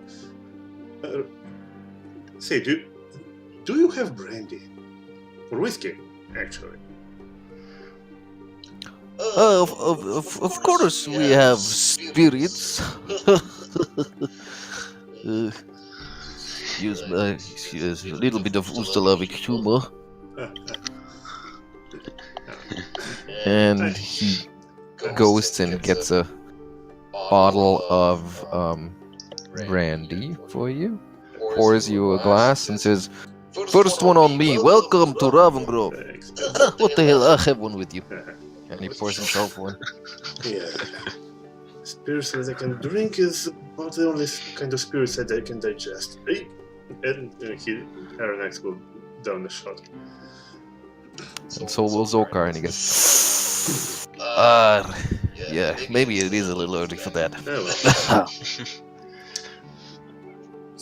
Zoker, I will try some of that tea you are offering. Sure, here you go. And he hands you a steaming cup of deep red hot tea. So you knew the professor well, then? Well, he came by every now and then, walked right into my bar. Didn't hurt himself though. He liked to come by and talk, and sometimes till early in the morning. We had good talk, Professor and me. He was a good man. What sort of things would he talk about with you? Well, he would tell me of his time in the field, is what he called it, when he did field work, but not like farm field, more like science field. To be honest, I only understood half of what he said, but it was nice, and I like to spend time with nice people, like you. You're nice people. I like to spend time with you. You seem like nice people yourself. Thank you. This tea is good.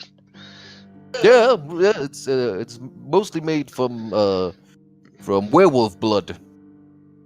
Ah, explains the bite. Good one. I need to remember. I don't suppose that the good professor would have ever well, you say he talked about his science. Did he ever seem to be working towards a particular goal or cause? Particular goal, of course. No, I don't think so. I think he actually, to be honest, I think he came out here to not work so much anymore. But he's a busy mind. I think he always worked in some way. Don't we all? Hmm.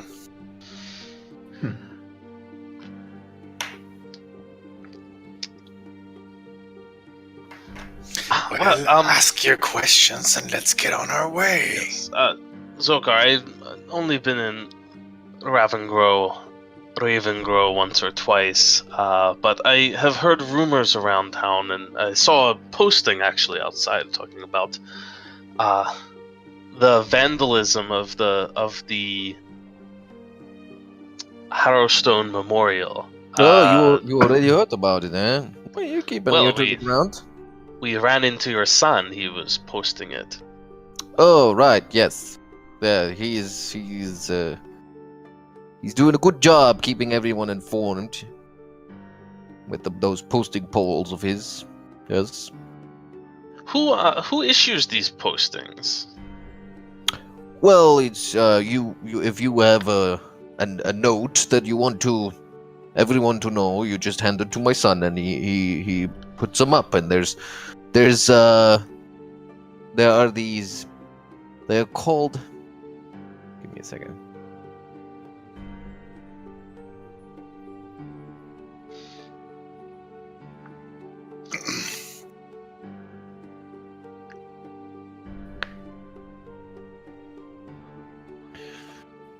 They're mostly just, job postings and missing pets and stuff like that. But there's also the Wheel Day Parchment, which is written by Councilman Garen.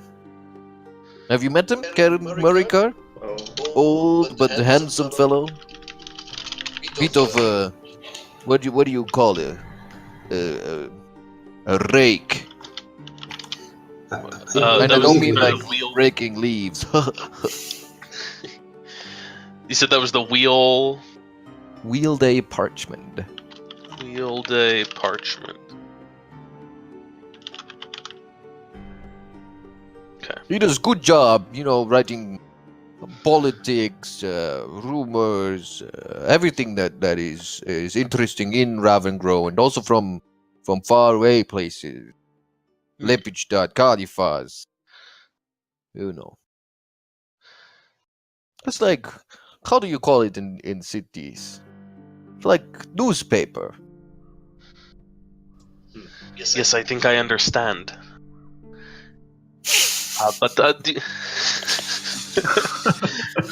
But I was wondering more about the specifics of this vandalism.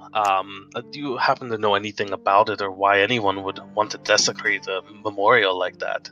I would not worry about it too much. It's probably just some of those people that go out there at night, kissy here, kissy there, run away from parents, and then it's probably nothing. It's just, it's teenagers. There are a lot of their sort of folk around town. Geier leans close to Crow's ear and goes, "See, nobody cares about no vandalism. We are wasting our time here."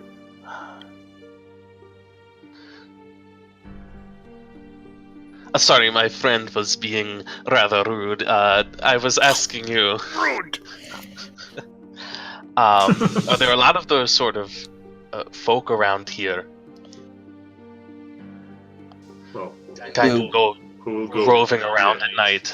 and making kissy faces at the moon. Painting statues with blood, that sort. To be young, to be in love. I mean, you know probably what I'm talking about. Everyone is like that at some point in their life. But not your son. Well, he's gonna get there. I'm sure. Everything. The professor always like to say, everything has a place and a time. And I guess it's not his time yet. And we're wasting both. One more thing I was wondering about before we finish our tea or whiskey, respectively. This Harrowstone place. I've heard that there's been a bit of an uproar about it lately. Harrowstone. Yes. Lately? What? No, it's been 50 years or something since the uproar. Well, perhaps not a fire, but I've heard that the townsfolk maybe were less pleased about some sort of activity there within the last month or so. Oh.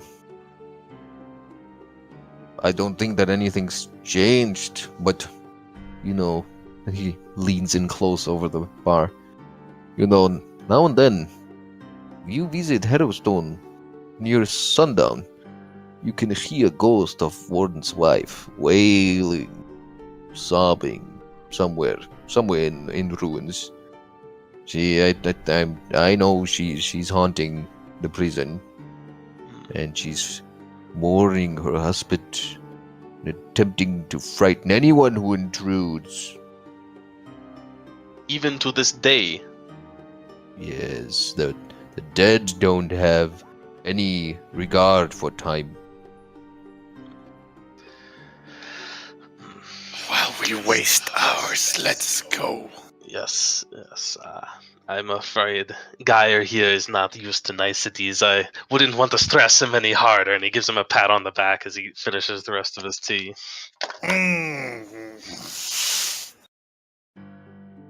Oh, sorry, did I hit the wrong side?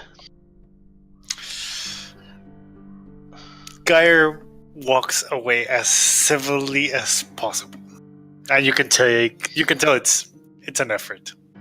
Hey, friend, if I can give you one piece of advice, and I know you didn't ask for it, but in my experience, it's best to meet horrors of the world with a jest. Because if you can laugh at the worst life has to offer, there remains little to fear. So lighten up, will you? To that, Geier actually does smile and goes, "That I can agree with."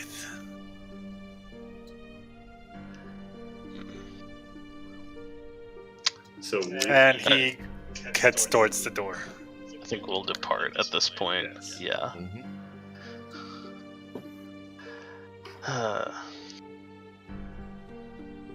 Geier, you are a less patient man than the last time I met you. It is not about patience. I do not have time for this niceties and tea and whiskey. you should try to drinking it. Yeah, I do like my spirits, but now it's not the time for them. Or if it were, then you could have let me know, and I could have better invested my time somewhere else instead of this mindless conversations with the local populace. It's considered investment in the town trust. Invest in your own time. You could have spent this time in the Temple of Pharasma doing something actually productive. Those grounds needed keeping. You heard the father. We are all strangers here. No, there are no strangers to Pharasma.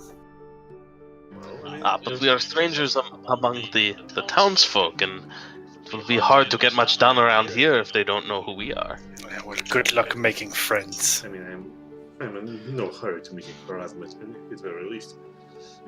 But nevertheless, so now that we are armed with advice, I'm sure making all these acquaintances and winning a popularity contest will help us with the undead.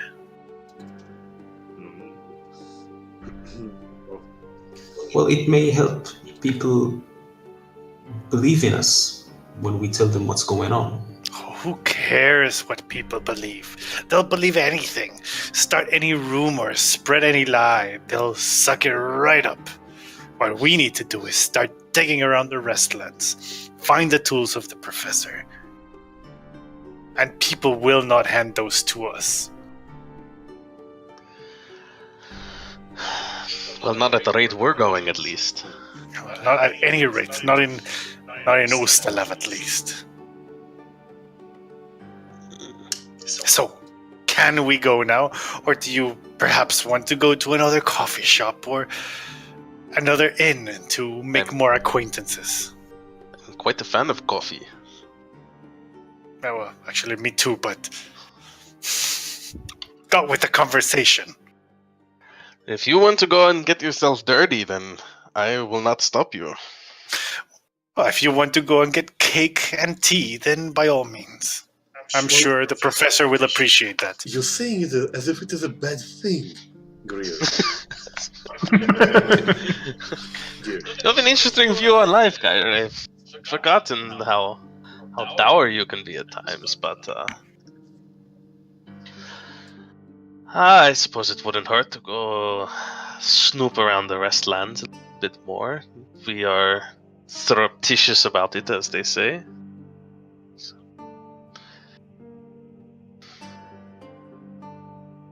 So that's the consensus? Well, You're heading probably to the yes. restaurants?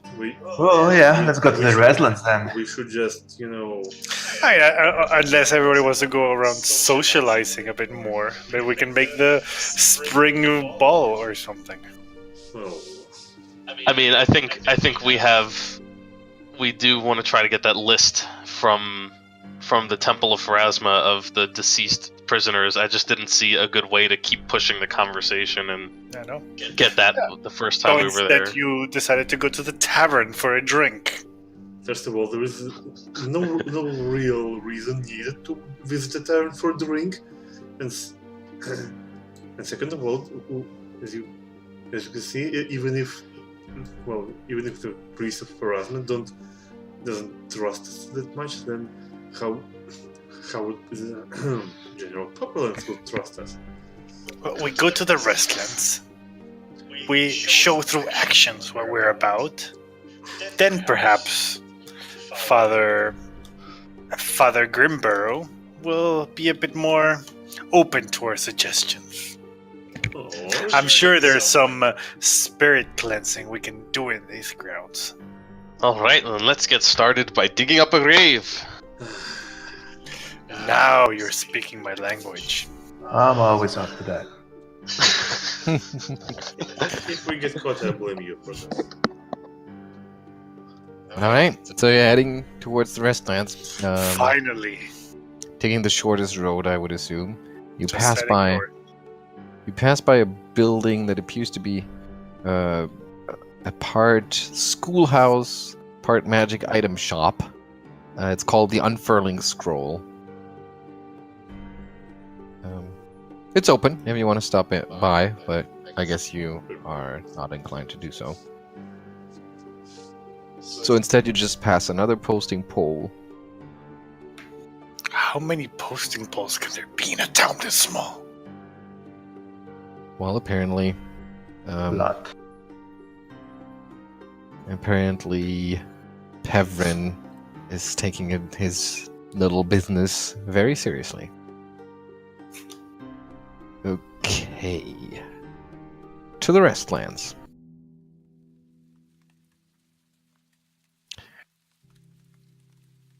The Restlands can be found just behind the large river or the stream that runs through Ravengro. Just beyond it, there's a large stretch of moorland that's reserved for interring Ravengrove's dead. You've been here the night before. You know this place.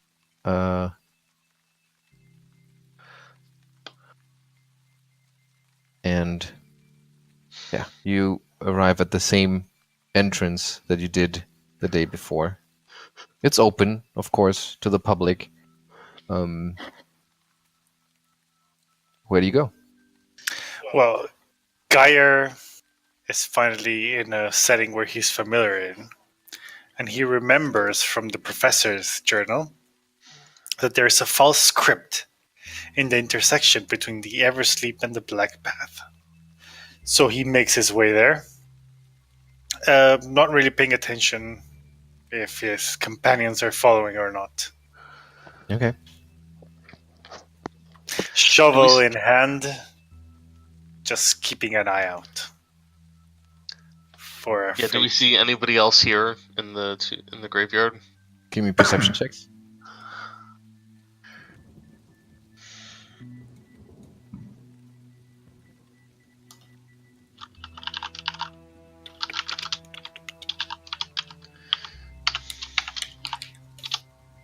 Oh, come on.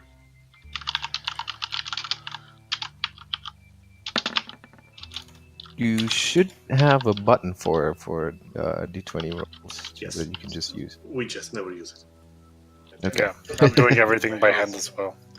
It doesn't work that way. Wait, a button? Yep. Yes. There should just be a button that's Oh, labeled d20, and that'll ask you for a modifier, and then Yeah, actually, that dice roller is pretty nice. Huh. Oh, I think that's Well, look at that. yep, there it is. All right, so no, you don't actually see anyone. I mean, it's not like people have a tendency on a weekday to roam around the graveyard. I mean, who would do that? So, Good question. looks like you're by yourself, at least as far as you can see. Aroden actually notices something strange though. Well, at least it's a little unsettling. And maybe it's because it's the moorlands, but you spot a couple of graves. Going by the tombstones, they must be fairly old, but the soil is kind of looks like it's been recently disturbed. It's not like there's fresh soil on top of it, but it looks like it's sunken in a little bit. And a couple of Geier inspects that right away. Yeah, I mean, you didn't notice. Well, Oh, okay, sorry. Aronax will touch his shoulder and know that it's a grave, like it's pointing his attention to them, so he will notice them. Okay. Do you have a profession skill? I suppose he has Guy- professional. Does Geier have a profession? Grave digger? No, not really. Okay, so then just give me a wisdom check. Alrighty.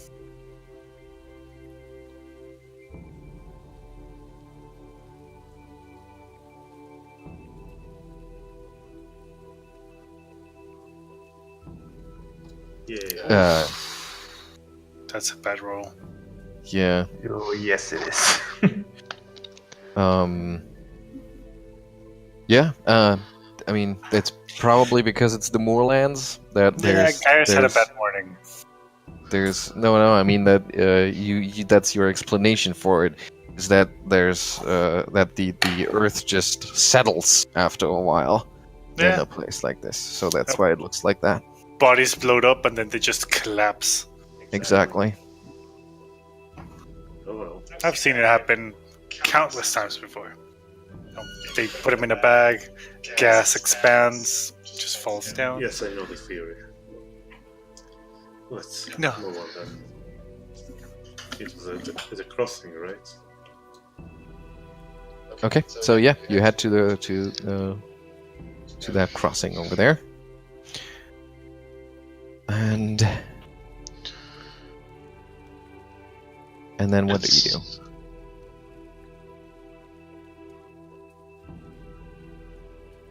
Well, Geier starts looking for the fake crypt. Okay.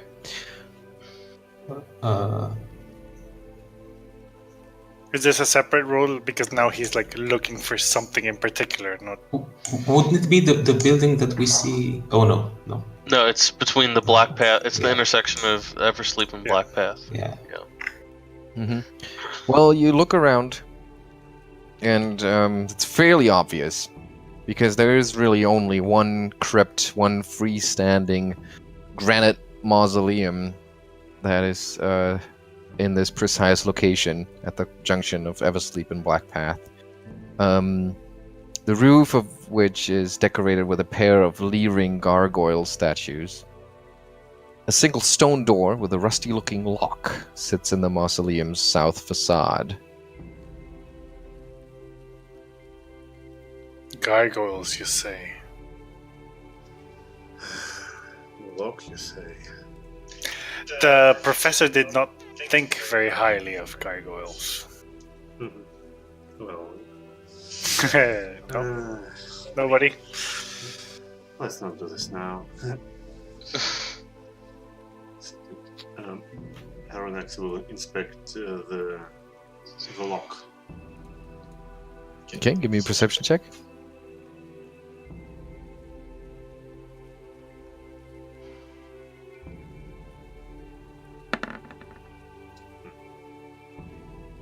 Yeah, it's an old, rusty lock. Well, don't suppose we have a key, right? So, does any one of you have any, I don't know, a fork on them? Or, well, I wouldn't ask for a set of lockpicks from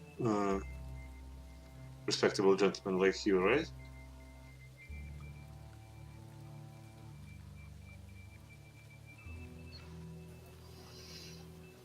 I don't have a habit of poking around in places I don't belong.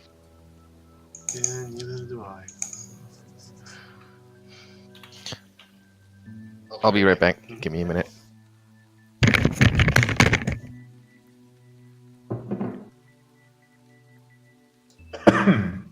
So, we don't have any So lockpicks. does anyone here have lockpicking? Yeah, do we have any lockpicks? Do we have no rogue? Well, I do have disabled device, but I don't have lockpicks. That's why I'm asking. Nope. You have ranks invested in it? Hmm? You have a rank in it?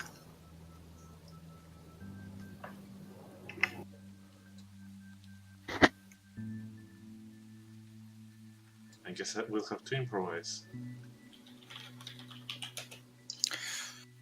Oh shit, we have no rogue. Yep.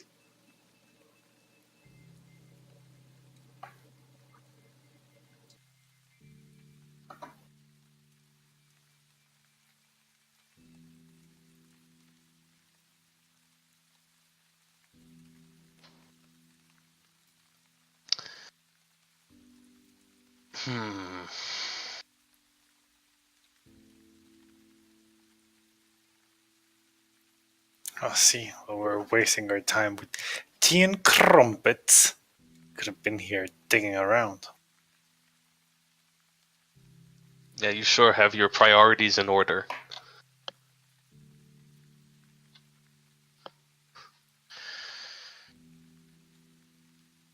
Sav would not like Geier.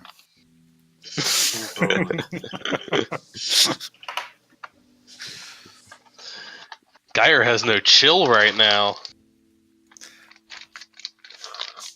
It's been a rough road from Lepidstadt here.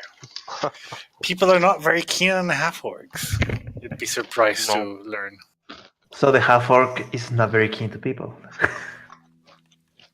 Well, see, this half-orc usually deals with people when they're dead, so they usually have a more friendly disposition. So do you want us to kill people so you can be more keen to them?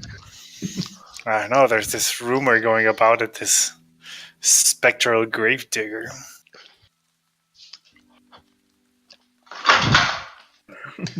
Well, it turns out Summon is back, right? Yep. So yeah, it turns out we don't have any lockpicks at our stations. So Arronax will try to poke into the lock with whatever he has at hand. Or the man with the funny hat can shoot that thing.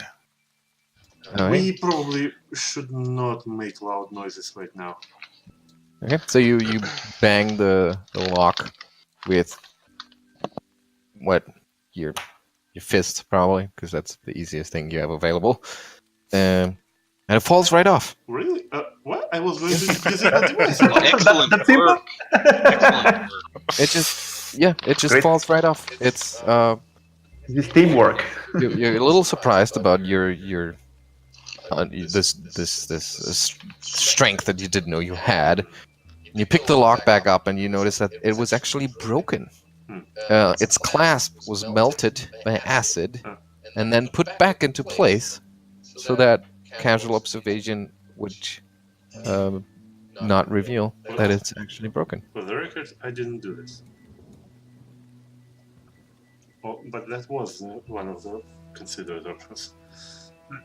Never mind, I suppose let's come in then. Alright. You open the door, and within is a flight of stone steps that leads down to the cold earth, to a large crypt lined with empty niches. No dead are interred. Give me a sec.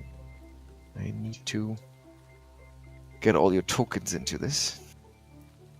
Gonna have a little bit of exploration.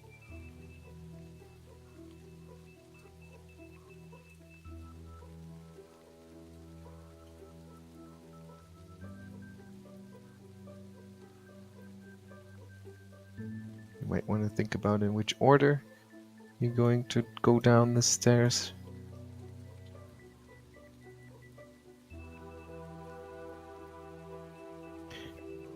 And if anyone has a light source, it's gonna be dark down there. Geier has a lamp, but he usually never keeps it lit. It's more for show. Sorry, a what? A lamp. So do you turn it on? He'll turn it on. But Okay. like, yeah. He's I'm assuming, considerate. I'm assuming without the lights, it's completely dark inside. It is. Geier will take the lead. He feels comfortable in this surroundings. Light in one hand, shovel in the other. Are we supposed to have no visibility? If you don't, well, we say Geier has a light source. So what kind of light source is that? It's a lamp. Okay, so that's 40-20, I guess. There we go. Huh. No. Oh, it's just Geier. Oh, wow. Funny. And actually, yeah, that's kind of what Geier goes for with the lamp. He doesn't actually need it, but he knows it makes him look extra creepy.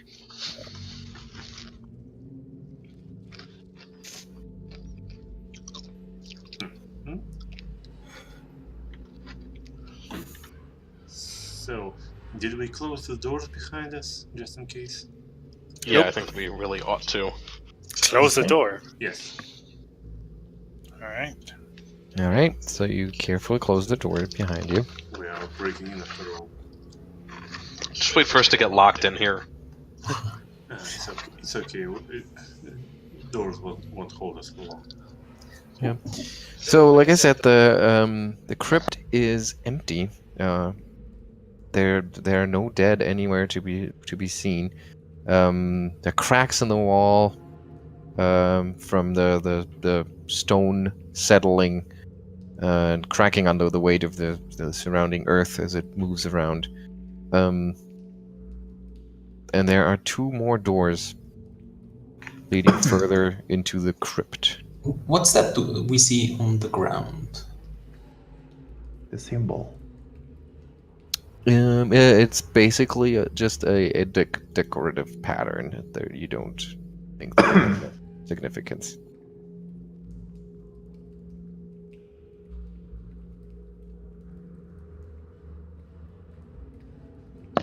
Are these statues on either side? Yes, they are. And They appear to be of depictions of Pharasma carrying a scale.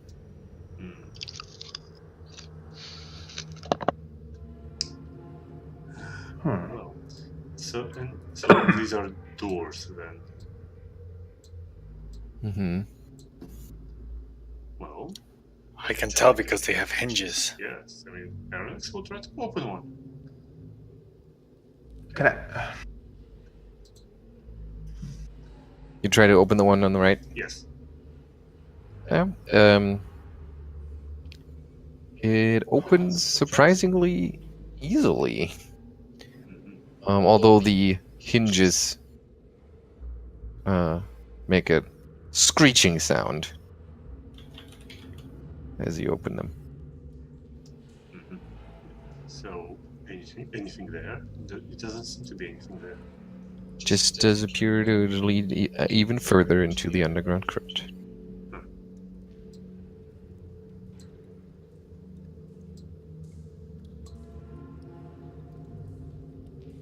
Ooh. Interesting. Ooh, I mean, I think they Roll20 updated the visibility somewhat. Yeah, it's the new advanced fog of war. Ooh, It's very nice. fancy. So you move even further in, and then you see that there's another chamber, a couple of steps down. And there's a stone slab that looks like it was supposed to be used to hold a sarcophagus. But now it's just... there's just a pile of, well, things lying there. You spot some sparkling reflections of the light from your lamp. There's a couple of flasks of something and a dark case. The tools the professor was talking about. Uh-huh. Geier moves in to examine them.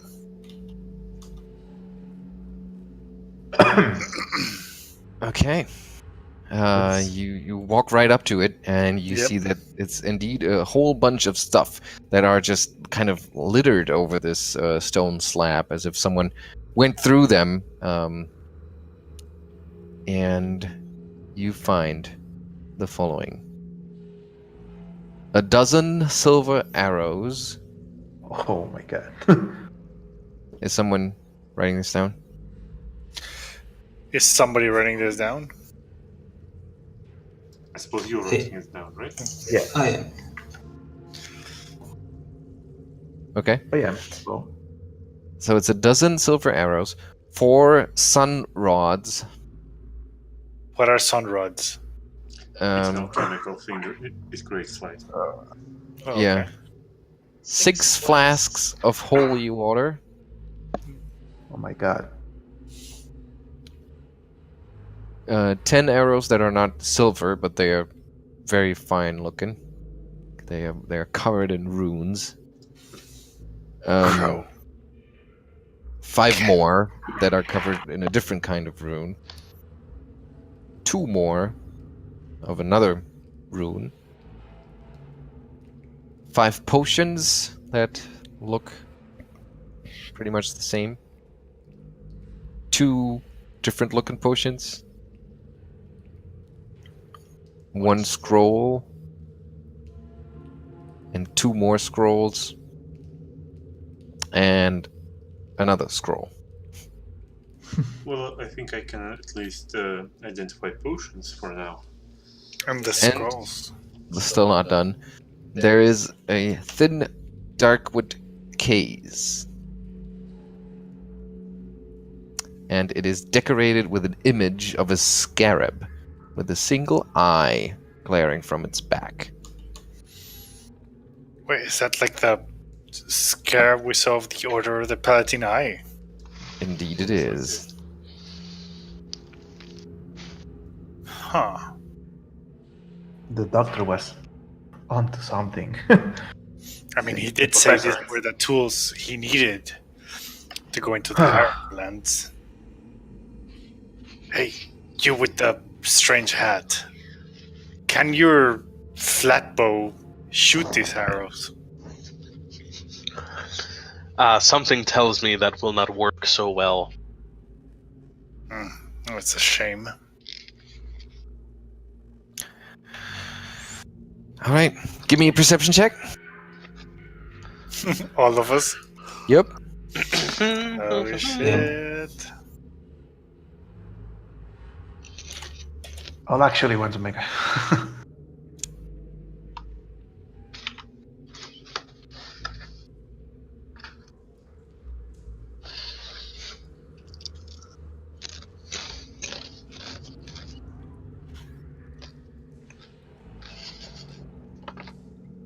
Okay. The doctor and Alaric get to act. The others won't in the surprise round. Nope. Don't move yet. But everyone can roll initiative.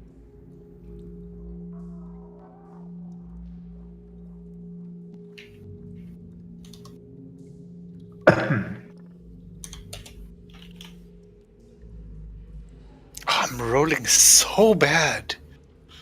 My god, I've not rolled higher than a 5.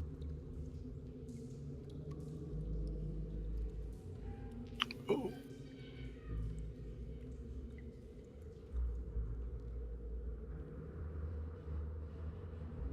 What was Geier? 7, and what's Crow's initiative? Anthony?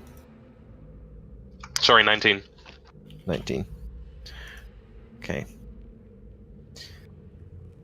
Alright, but Crow did not hear the sound of a couple of little stones slide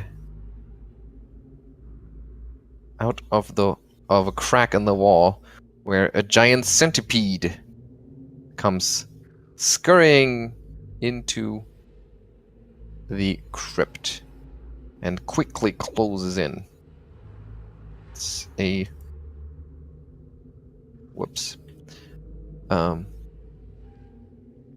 It is the size of a pony, pretty much. Ah! It writhes and twists, and it's pulsing its venomous mandibles as it charges you, or it kind of jumps out at you from a crack in the wall. Ugliest pony I've ever seen. The doctor's turn. It's a surprise round, so only a standard or a move action. So withdraw action. Oh no! Sorry. Oh, that was the initiative. Okay, yeah, go ahead. Yeah, withdraw action is a standard, I think, right? Withdraw is a full round action.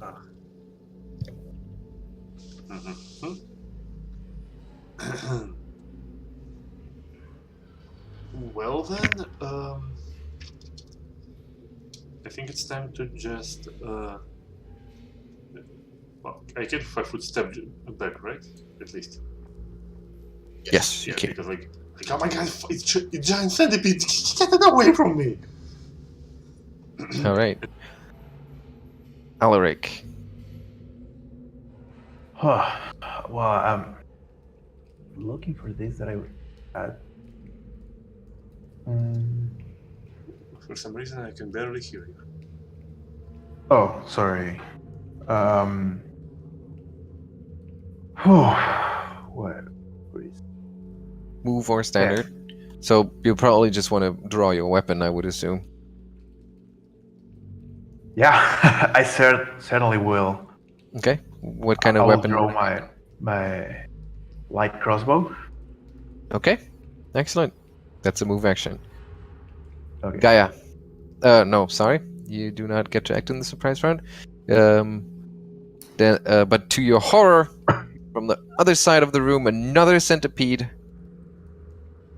squeezes into the room through a very narrow fissure in the crypt's wall. Centipedes, huh? There's a big political message here.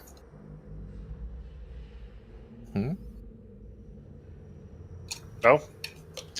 Centipedes, like the followers of Donald Trump? They're called centipedes? Yeah, in social media and Reddit and stuff. I Oh, I wasn't aware of that. I didn't know that. Anyway. I thought it was a reference to Agents of S.H.I.E.L.D. for the first season. But Anyway, first regular round. Crow. You are basically surprised by 2 giant centipedes. That I am. So... I assume I would already carry the gun loaded with probably pellets already. So... yeah. I'm going to draw my blunderbuss, which has been over my shoulder this whole time. He whips it around into his hands and pulls the trigger on the centipede right in front of him. Using deadly aim, and also taking a... no, let's just use deadly aim for now. Okay. Does that provoke an attack of opportunity because it's a ranged attack? Yes, you're right, it would. I guess I should probably try to 5-foot step back and then hit it. Can I do that? Yeah, the stairs aren't that steep that you would not be able to, so yeah. Okay. Back up. So, yeah, so in stepping back, you swing the blunderbuss off Technically, your that doesn't work, does it? You have to move at least 10 feet to... No, yeah, it's still a move action, but... You Oh, do right, have no, yeah. We're good. We're good. Yeah. Okay, I shoot! And you shoot.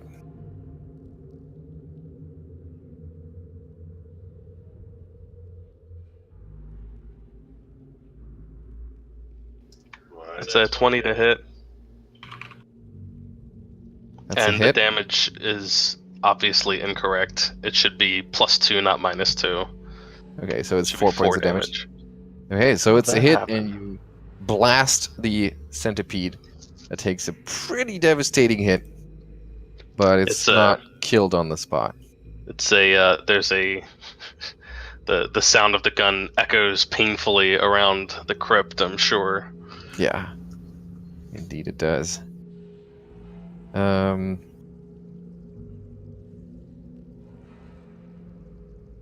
Yeah.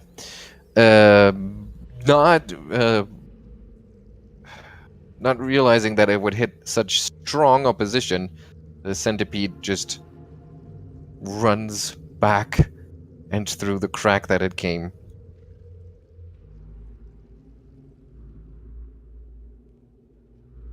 The doctor? I see. Well, he first of all he jumps back from this one that scuttled right in front of him, but now he realizes that these things are easily scared by noises, fire, and generally approaching death. So he understands now his potential for action. So he will ruffle his jacket and pull out a vial of something, and he will toss it right about here. Basically targeting just an empty square with his bomb to get this centipede with splash damage. Okay, but you target intersections when you don't throw it at a creature, Yes. so this one. Yeah, I suppose it won't hit Alaric, right? No, it only targets the surrounding squares. So yeah.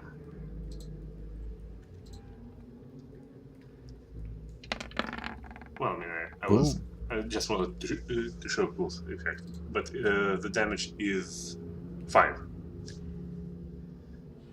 Okay, but what's the splash damage? That's the minimum damage, right? Yeah, So minimum damage is 5. Okay. And then it gets a reflex save to avoid that, I'm not sure. or it half does. that. So the centipede tries to get away, but did not see that coming, and takes 5 points of damage. And it is obviously staggered, and disoriented. Alaric. Well, now that I have my crossbow out, I'll try to shoot it and try to make the last piece of damage to that centipede. Mm-hmm. I think it's 1d8, right? Well, first you roll to hit. Oh, so first I roll. What dice D20. would that? A d20 plus your modifier for a ranged attack. So in this case, +2. See that now. 22. Shit. Yep. That's a hit. So now you roll your d8. 28. Let me put in my macros here. Okay. Oh my And god. that's Oh, it's 2 points of damage is enough to nail the centipede to the crypt floor. And it just goes. Oh yeah. Actually, I don't think splash damage gives anyone's reflex save. At least I can see it for now in the wiki. Yeah, we can find out later. Oh yeah, yes, actually it is. It's in the description of the bomb, second paragraph, second to last sentence. All right, so one of the centipedes is Oh, right, yes. driven away, and the centipede is obviously dead or dying at the very least. You brace yourselves, waiting for other vermin to appear, but it does not seem to be the case. Whew.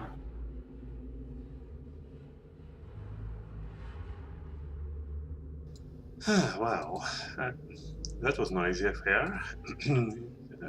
Aronax dusts himself off.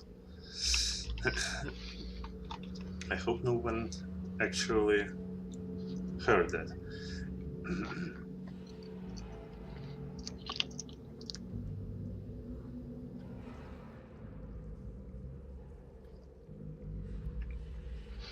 Yes, rather exciting.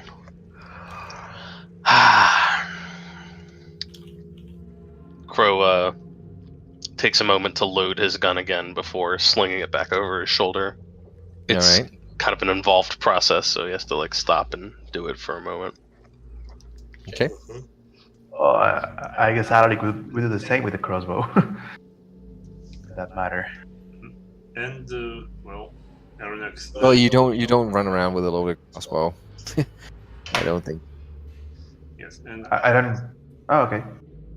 Geier just looks around and offers a prayer to Pharasma. yes, and Aronax then inspects potions. Mm-hmm. Yeah. Crow's gonna go over to the hole in the wall where the centipede came out of and inspect it more closely. Mm-hmm. So yeah. So Crow can give me a perception check, and are you going to use perception too, to investigate to identify the potions, or do you use No. craft alchemy for I that? will use my craft alchemy because I'm an alchemist and I can do that now. Okay. I will. So to identify them, I must hold the potions for one round. So basically, I just look at them very, very intently. Mm-hmm. Do you take 10 or do you roll? I will try to take 10 because my craft alchemy is 8, so I get 18 on all of it. Yeah, that's good enough. So the 5 potions are potions of cure light wounds, and the 2 potions are potions of lesser restoration. And Crow, you inspect the crack in the wall, and there's some damp earth behind it, and How many cure light wounds? 5. 5 cure light wounds. But it does not seem to connect to any sort of passage or anything like that. It's just a vermin tunnel.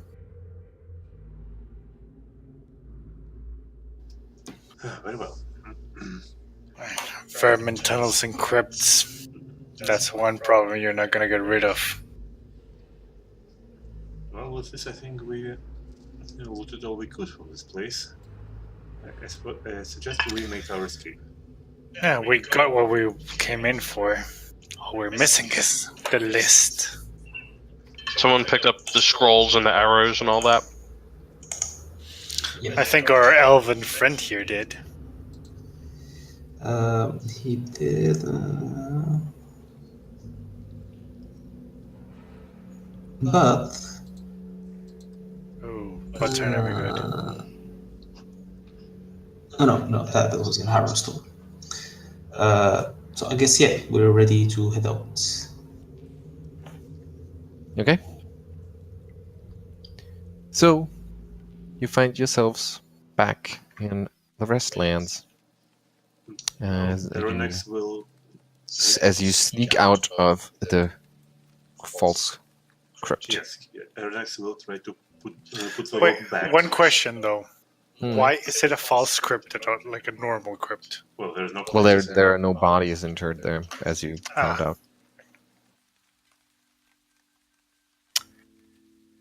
Okay, so what we're missing now is the list of prisoners who died.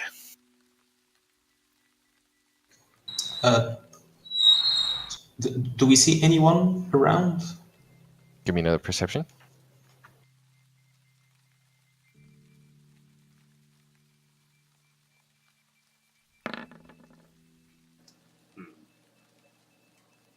Nah, all's clear.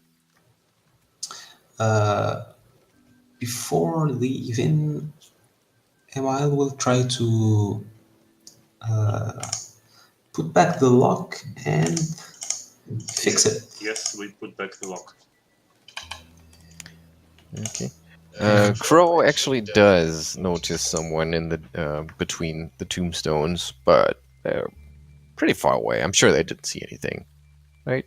Yeah, probably not. Do I recognize the person or not? No, you don't recognize him. Do you let us know or not? That's the question. We might have some company here. When it comes, what's the weather like? It's overcast, kind of twilight because of that, even though it is just early afternoon.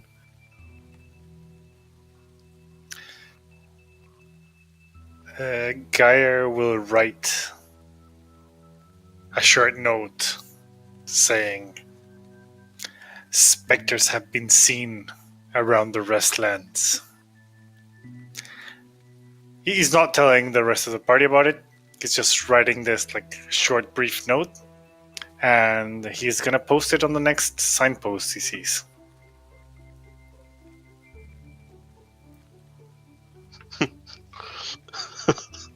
Very devious. He's got a reputation against his will, and he's just come to embrace it. Why not say ghouls have been seen then? Yeah. I mean, there's ghouls, ghosts, specters. He likes to mix it up. I suggest we don't hang around here much longer, though. Although we will need to hang around at least for 10 minutes to cast mending. Oh,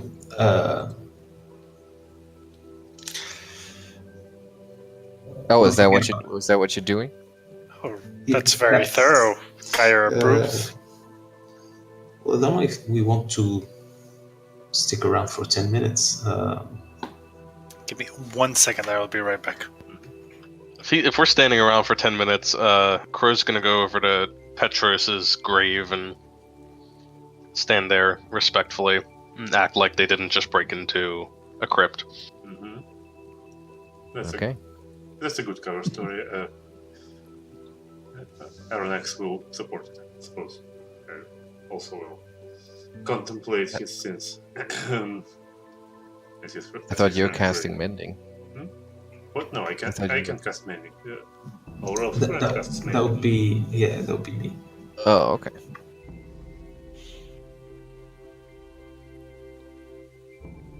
All right. So you try your best to appear inconspicuous, while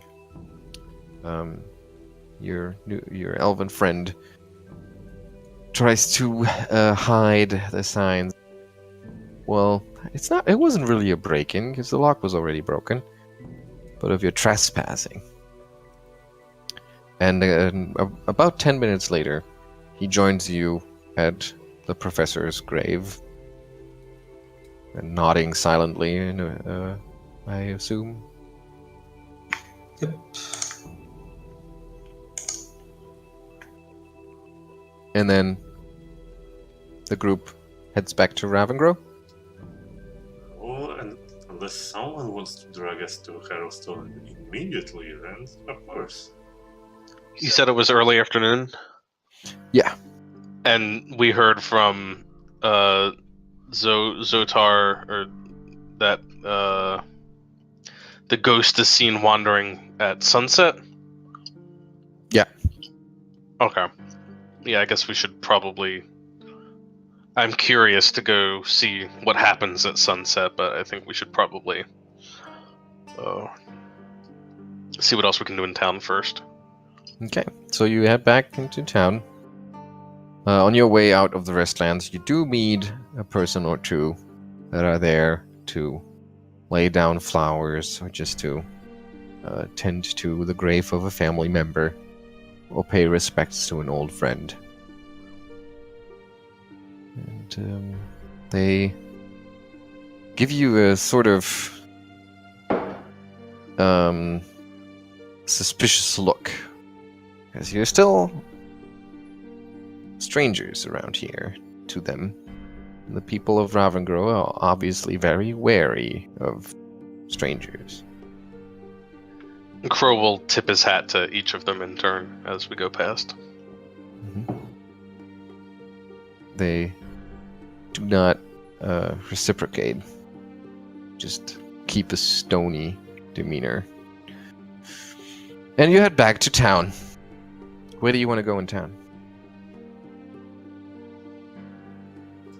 Well,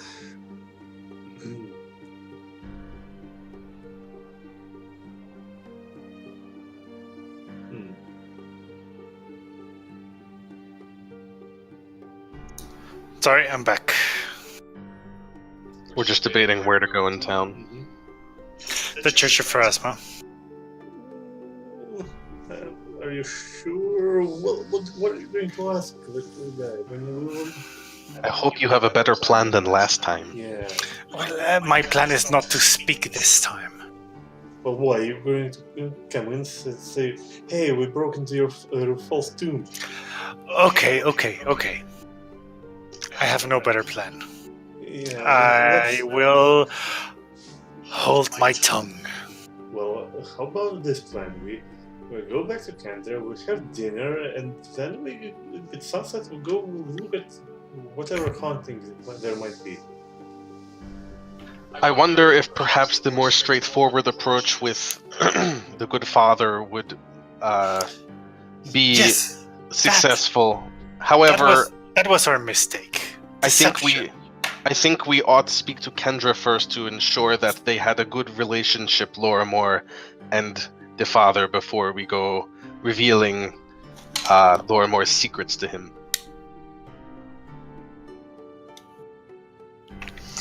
I would agree with that.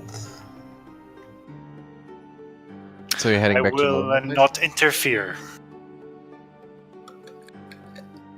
So you're heading back to Lorimore Place? Why not just stop at the temple? And ask, as you said, straightforward. be honest. Our purpose is noble. Our goals are good. I personally would like to see redemption, for I've been deceitful. But for a good cause.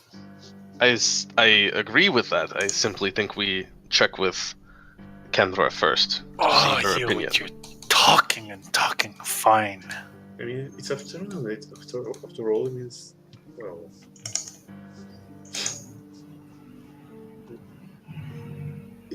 So back to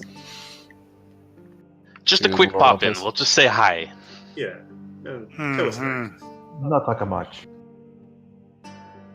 All right. Let's go to Lorimar Place. You can go dig in her flower patch to pass the time. I might just. Okay. You go back to the Lorimar townhouse and find Kendra in the process of organizing the professor's stuff. And when you get there, you politely stand in the doorway of the study, and she still has her back turned towards you, and she notices you, and she says, "You know, I've been sitting here for must have been 4 hours now. I've been trying to organize all the papers that he left behind. I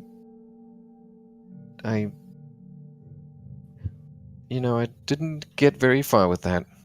It's like every single book I want to put back on the shelf just reminds me of him. Anyway, and she turns around. You can see that she's been crying. How do you like Ravengrow? It's been a welcoming place in some places. The people are lovely. Ah, they are, aren't they? Very particular brand of lovely. Have you spent much time in Ravengrow yourself? Well, ever since my father moved here with me, I've spent a couple of years in Lippittstad, as Geier knows, of course.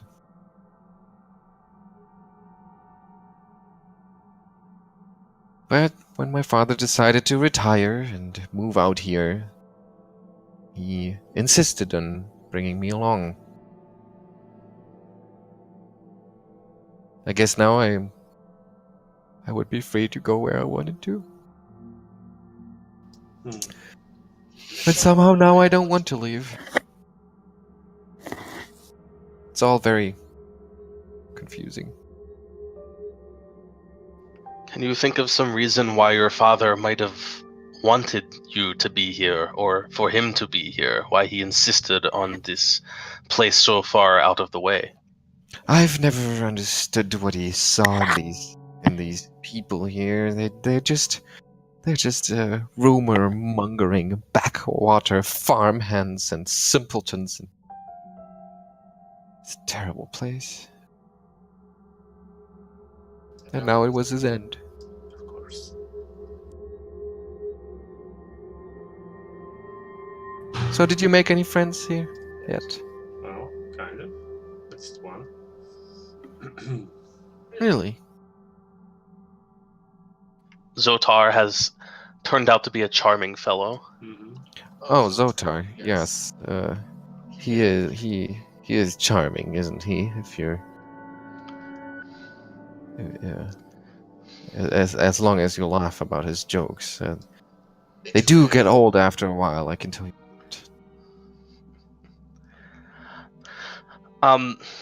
Kendra, we were wondering if we might be able to pursue some lines of inquiry as listed in your father's journal, but in order to do that, we might have to share some of that with the Father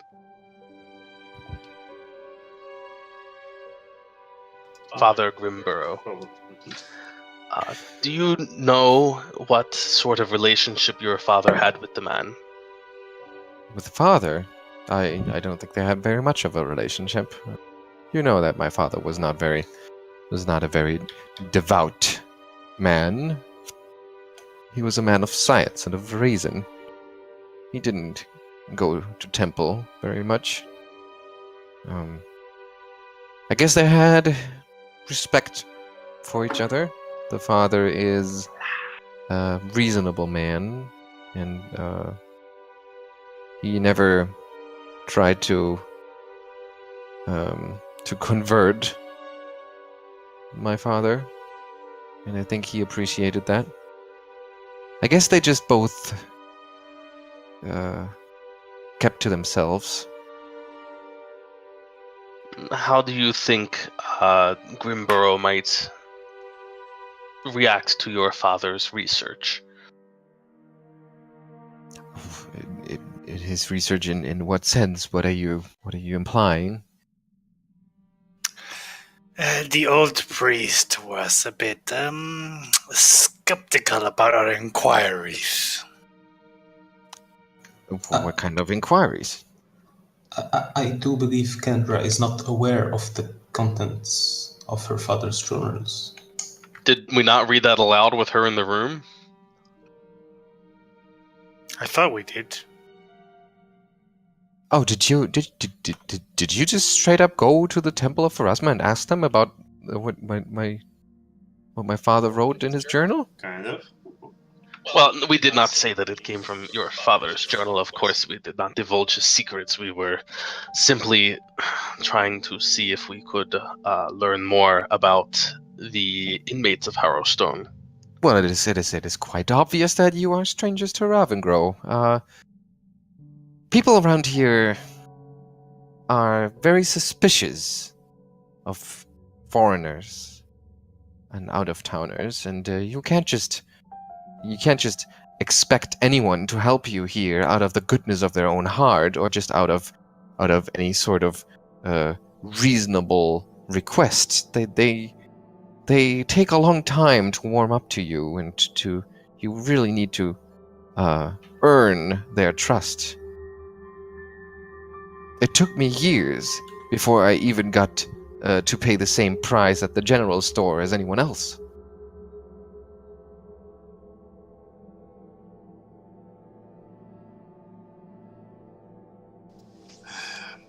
Love these provincial outer towns. I told you we should have started bribing them with alcohol. Alcohol to the Pharasmans. Well, not Pharasmans, I mean everyone else. Do they not drink? Oh, the Pharasmans? I guess in moderation. They do everything in moderation. It is kind of part of their philosophy. Balance and all that.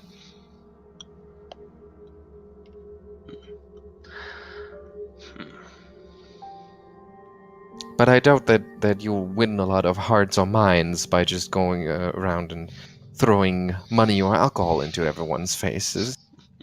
Oh, no. That would make them even more distrustful. Yeah, they've tried to do that with me. No, I suspect then we may have to investigate some of those posting poles around town and see if we can't aid in rescuing some kittens. Sure. That is a way If the to pass the cathedral time. will have work for us. There's always work for Pharasma. That will probably help get some good reputation around here.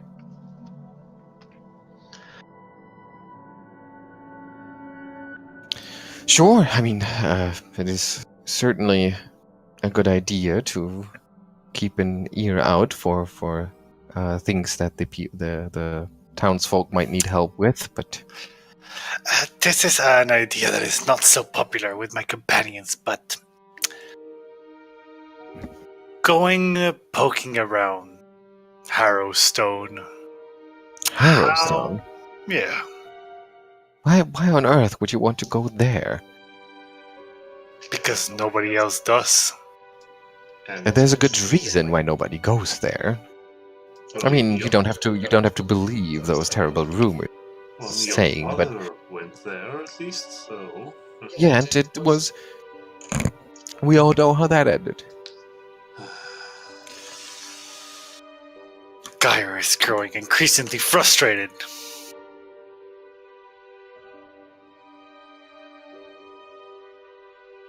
I know. This town has the same effect on me. I wonder why my father asked you to stay here for this long. It's almost mean.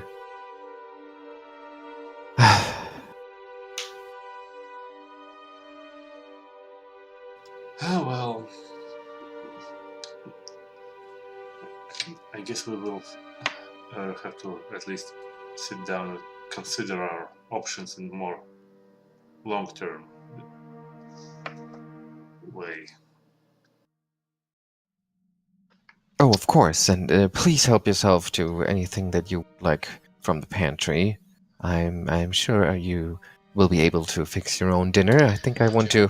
And she looks around the study. I think I want to sort things out some more. I have one last question for you before we leave you to your business. If we were to be snooping around town, perhaps trying to aid with solving whatever funny business is going on around here, is there someone that would be ideal to ask about criminal activity? A constable or a leader of the guard or something of the sort? Well, it's you can say a lot of things about the people of Ravengro, but certainly not that they are prone to crime. We do have a small jail, but it's mostly public drunkenness or a minor thug you've met in the Restlands that ends up in there. Sure, if you want to talk to the sheriff, you will find him there. His name's Benjamin Keller.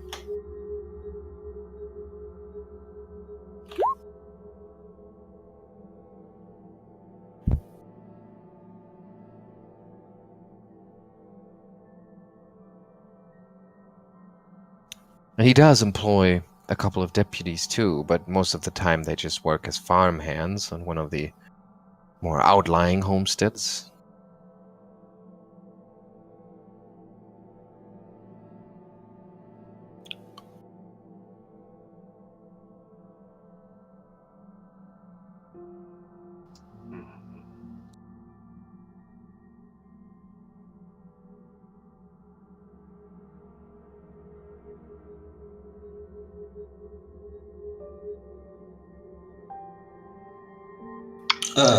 I was muted. I was just gonna say we'll leave her to her sorting, and that she can call on us if she needs to.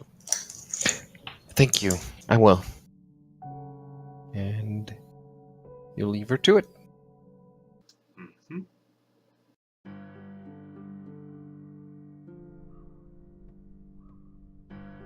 What to do? We need to relax, take things slowly. Harrowstone won't go away if we plan our moves and, I don't know, prepare some more. I mean, for example, how would you go about if a specter tries to, I don't know, rip your heart out?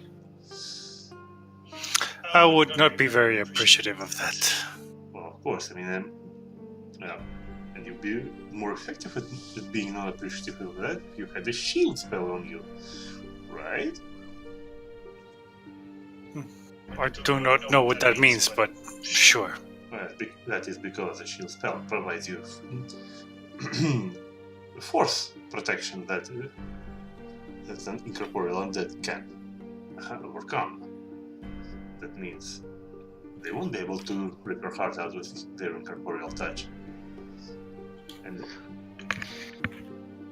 so if we spend at least, I don't know, about 3 or 4 days relaxing around here, I would be able to brew out us some shield potions and provide us all protection. Yeah. There's a lot of talk about relaxing here, as if Ravengro was a resort town where we can frolic and take a nice wellness vacation. You seem to be very pessimistic about it. I mean, why can't you frolic in here?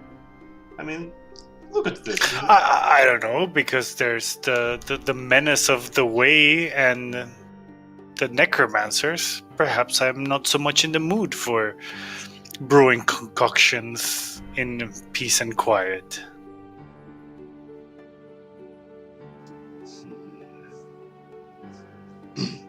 Yes, Does anyone else we- mind if I head to the jail now? I will go with you. At least it's something to do other than cook. Oof, cook. Well, fine.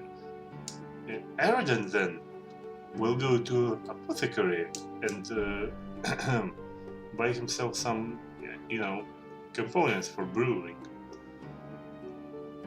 Okay, so you go to the apothecary, and everyone else goes to the jail? Yes, I suppose so. Yes. Okay.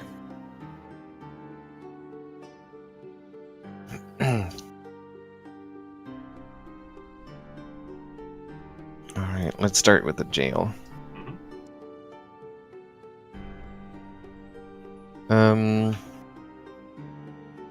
Yeah, the jail is indeed rather small. The cells all appear to be empty. It's just a simple wooden building. The cells even look like if you would really put your mind to it, it wouldn't be able to hold anyone. And the sheriff is sitting in front of that building on a little rocking chair overlooking the town square, and he has his hat pulled low. And as you come close, he pushes it up and he looks at you, one eye closed and the other half open, and he says, "Oh, it's the strangers. What's up?" Not strangers until you get to know us. Other way around. Only strangers until you get to know us. My friend worded it better. Sorry, I am not one for words. Sheriff, I'm afraid that we have not yet had the opportunity to make acquaintance. I am Crow. These are fellow friends, all of us, of the late Professor Lorrimore. The professor, eh? Friends of his. Well, for all I care, just keep your head down. Don't make trouble. Hey, and we'll get along nicely. Trouble? Quite the contrary. We were hoping to perhaps solve a little trouble while we are here. It seems we'll be staying in town for some time, and My companions are very concerned about the outbreak of vandalism that has been plaguing this very picturesque town. You mean the vandalism that broke out right after a bunch of weird out-of-towners came here? well, that's precisely the one. Well, ain't that convenient? I'm sure that you will... Well, I cannot say that you were there yourself, but many in this town were present for the funeral of the late professor, and I'm sure that your own councilman, Garen, will confirm that we were spending the night with Lady Kendra.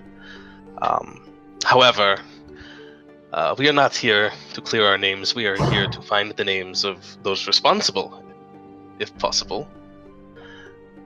We were wondering if you might be able to tell us if any previous cases of vandalism or ne'er-do-wells around town.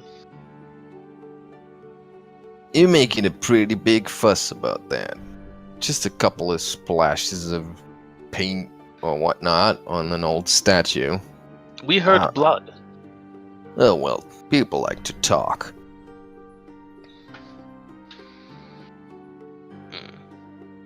But if you want to catch a teenager who's trying to impress his lover, go ahead, knock yourself out. I'm just gonna stay right here. Very well. Well, do you happen to know where teenagers of this sort might be hanging out?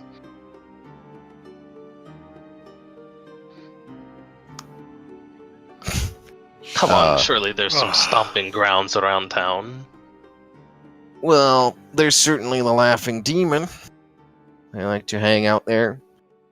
And once it gets too late for them to be allowed in there, well, they sneak out to the memorial. Some of the more bold ones like to hang out by the Harrowstone, but I think that's gonna take them a while to get there again. Now, the professor and whatnot scared him good. Do you happen to know who among the boys actually reported the body? I think it was actually a girl. I believe it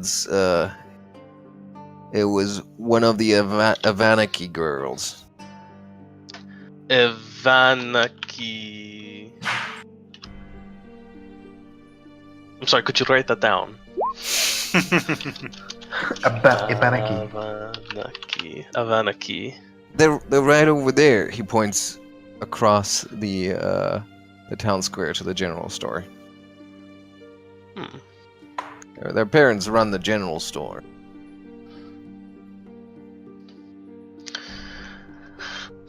The general store being... Oh, it says general store on the map. Okay. Well, I think that perhaps gives us some place to start. Do any of my friends here have any further questions? Oh no, I'm quite uninterested on the teenage habits.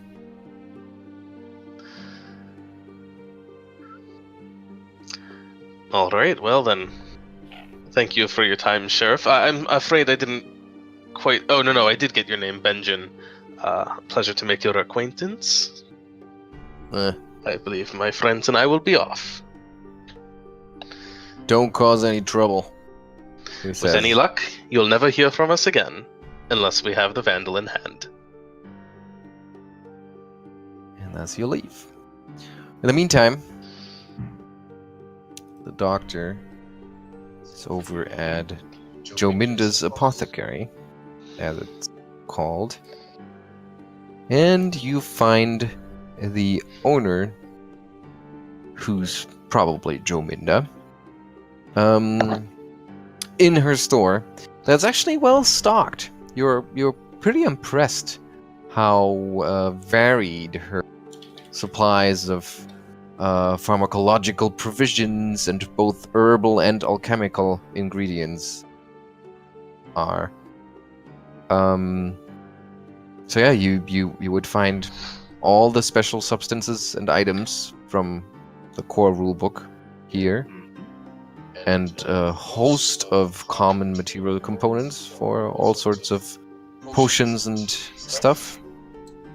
And yeah, Jominda is behind her counter, and she is preparing. She's using a mortar and a pestle to grind something down as you enter.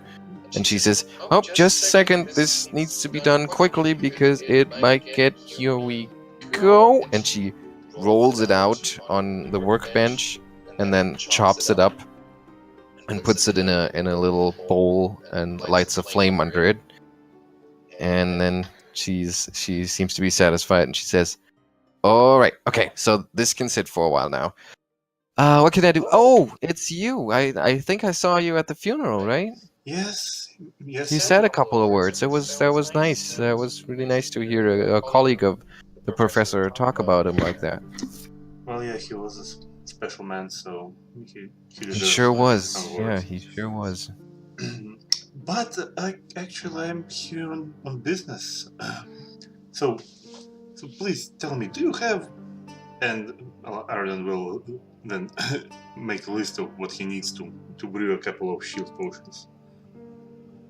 All right. Yeah, and as you go down the list, she kind of walks around her store and grabs something from here and from there and from over there, and she has everything you need. Now, And she this is wonderful. Thank you. You are Jaminda, right?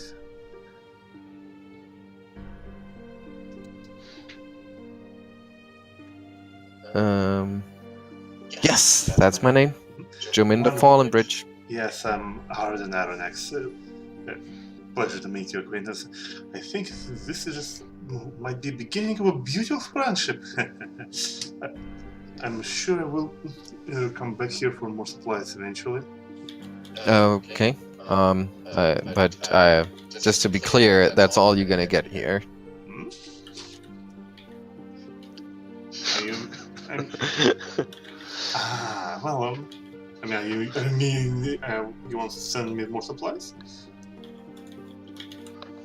Yeah, I'll sell you supplies. All right. That's fine. I was just for a second there. I thought it. Yeah, it's all right. Of course. Sure. Now, Right. how much do I That'll owe you? be. And she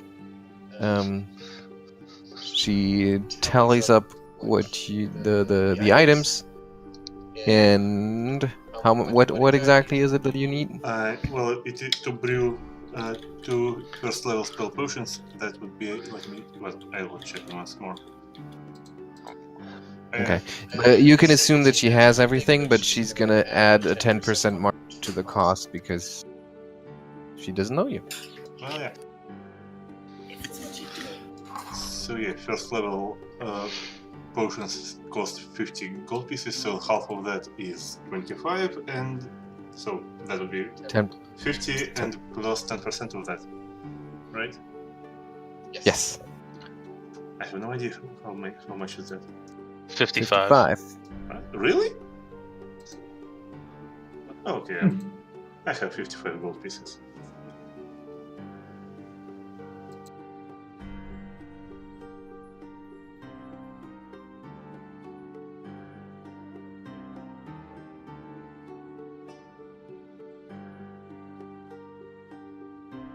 All right. Anything else I can get for you? For now, that will be all, thanks. But I'm sure I will come up with something. All right. You know where to find me. Yeah, and Aroden leaves with his purchases in hand. Yeah, you'll probably step outside and you'll see your friends finishing up their conversation with the sheriff. Very well. And he will join them then.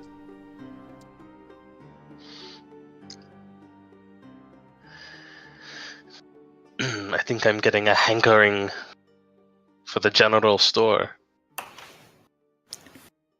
Falling in love with the shopkeeper. I just want to ask a few questions, you know. Right. Do these questions have anything to do with the list of prisoners in Harrowstone? We're working on it. One step at a time, Geier. Geier is normally like a very patient person. I know this. I know you're used to everything being only one step. Dig the whole body in. That's it. But there has to be more to it on this one. You know, a little more finesse. Oh, finesse. Yes. That's a good word. Because the dead will remain dead. That's what you believe, right? Well, if they know better, they Well. better do. Yeah, well, I would wish they would remain dead, but they do not. So, guys, I think that we should take a visit to the Unfurling Scroll. Try and find out what those scrolls that we found in the, are about. Can't, You don't mind? I can give that a try in the evening, yeah, maybe. can't Emaríel try to? I mean, to be honest, I'm not sure what you do for as a terrain, but I think you did cast cantrip, so you probably at least somewhat proficient with magic, right? A little. I'll see what I can do in the evening, and if that's too much for me, then we'll seek help. Actually, Kendra may be able to help us. I believe she is a wizard of some power on her own. She is. She is? Well, that's what her father told me. Huh. I was never introduced between the two, but...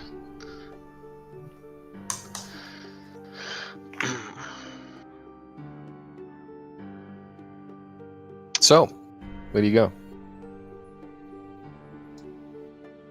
Well, we Um, to go to general store. I think, yeah, I mean, if people want to go in different directions, that's fine, but I think I'm going to head to the general store, pursue this line of inquiry. Geier will go to the Temple of Pharasma.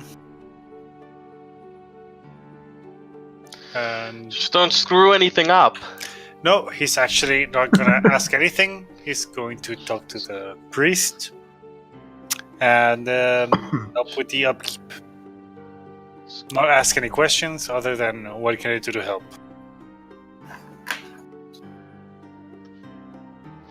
So, okay, so you're going to the temple and the others are going to the general store? Is that the idea? It's actually good because I need to change positions because my in-laws are here. So you guys figure out what you're doing. I'm gonna change to my laptop and move. Okay. Okay, so you head over to the general store.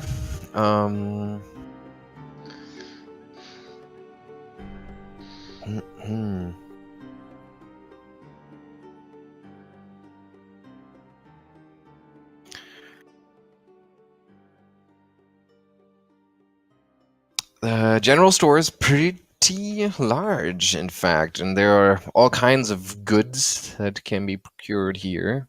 But most of it is tools and everyday items like pots and pans.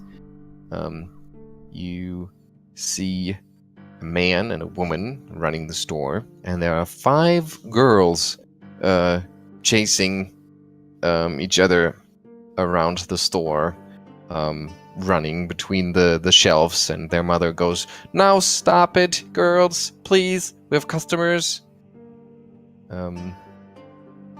You see no weapons, armor, or anything like that on the shelves. It's really mostly, I mean, they have something like ropes and stuff like that, and even the skill kits you could get. So something that could be used like thieves' tools or crafting tools and stuff like that. Do they have a set of lockpicks? Well, something that you could use like that. That's what I mean. Like precision tools, something like that. But no, like I said, no weapons, no armor, no magic items, except for a display suit of masterwork full plate. That's standing guard in the back of the store. And yeah, the lady is restocking some of the shelves and trying to rein in the girls, and the man is standing behind the counter, as you enter, and he says, "Well, hello there. What can we do for you? Need any tools, seeds?" Well, as I'm sure you can surmise, I am new in town, as are my friends here. We just wanted to stop in and see what sort of wares your fine store had to offer. Well, I don't know. I'd call it a fine store. We have what people around Ravengro need. Well, that suit of armor back there is certainly fine. Oh, that? Well, He looks you up and down. That's not for sale. That's Oh, don't worry, I'm not the type for it, but it certainly does stick out around here. well, it's an inheritance from Arthur's mother. Fine piece of craftsmanship, I would say. Well, and as I'm talking to him, I'm kind of trying to get a look, just a quick glimpse at the daughters. Do any of them look like a rambunctious teenager type? All 5 of them. They're all teenage. Yeah, they range from like 9 to 15, roughly. Okay. But they all, yeah, they all look like they are a handful. And I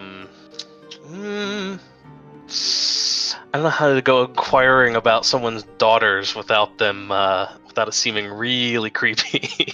Yeah. Maybe your character does. Maybe you'll just use diplomacy. No, I'm back. Can you hear me? Yep. I can hear you. Yeah, sure. I'm gonna let Crow be a little smoother on this than I am, hopefully. All right. He's gonna explain that that he's gonna put it in the context of they're friends of Lorimore's. They're in town for his funeral. Mhm. They understand one of his daughters was the one who actually found him. Okay. Talk about the terrible tragedy that it was to lose the professor, and it must have been a terrible shock for his daughter. And make it a d20 plus 5. Ugh, come on. Yeah, you try to like smoothly steer the conversation that way, but you can't help it. Mostly because he's also like he's really hard to talk to because he's very, how do you say, like taciturn. So you really need to squeeze a response out of him, and you have to do all the talking yourself, and he just goes and yeah, and then when you mention his daughter, his body language changes completely. He was leaning back before, leaning against the wall in the back, and then he suddenly pulls himself up and leans forward onto the counter, and he says, "Well, it was really tough, but what's it to you, huh? We'd better like this not to be discussed. It was pretty hard for her. Professor's buried now. Don't know what else there is. She shouldn't have been out there. She got scared real good. I don't think she's gonna go again, and none of your business. So if you want to buy something here, you're welcome to. But other than that, I politely ask you to leave now, sir." All right, I'm gonna press him a bit harder then, and say, "You say that she's not getting out into any more trouble, and yet the memorial for Harrowstone is vandalized on the very night of his burial. You're going to tell me that you don't think your girls are involved with that crowd? Are you saying my girls run around town vandalizing things?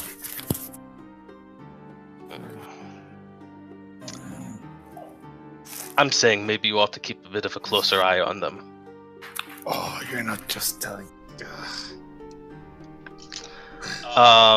So you don't walk into my store telling me how to watch my children. I have 5 wonderful girls, and they are growing up just fine. So please, you can take your business to Lepidstadt or some other big fancy place, but I have to ask you again to leave, sir.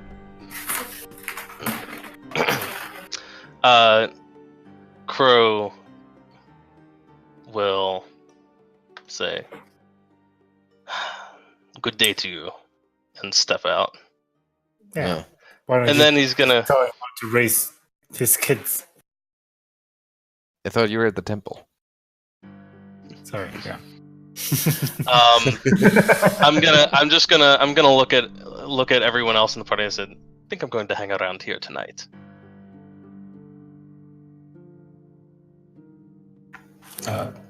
What do you mean? Just keep an eye out, see what happens. On the store? Or Yeah. just the town in general? Did the store look like it was set up in a way that they also lived in that building, or did it? Yes. Okay. Yeah, I'm gonna be Upstairs. hanging around. I'm gonna be hanging around the building then, see if I can see anything or hear anything, overhear anything.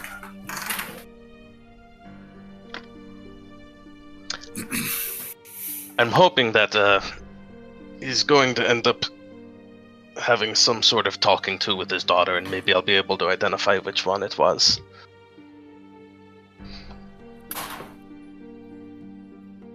All right, so you're gonna hang back. Well, I mean, it is getting near the evening hours, Yeah. so they're probably gonna close the store soon anyway. Mm-hmm.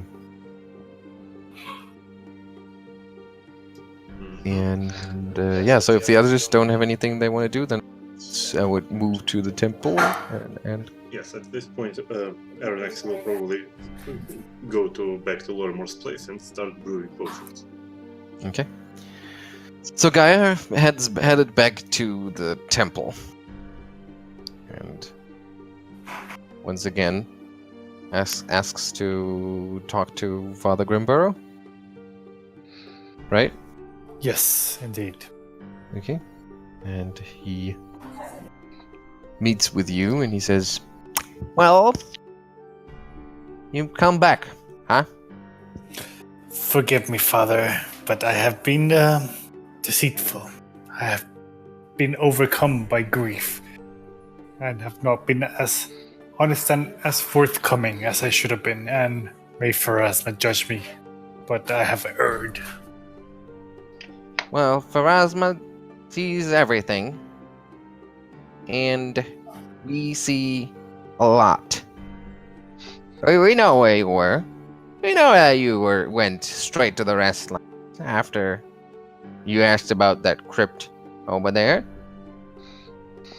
What were you doing up there, huh? I do believe that Professor Lorimer, may his spirit rest, was doing Pharasma's work. The dead must remain dead. You're not answering my question, young man. I was making sure that the dead remain dead. If That's you want a not direct your answer job. from me, That is our duty. That is not your duty around here. You are not from here.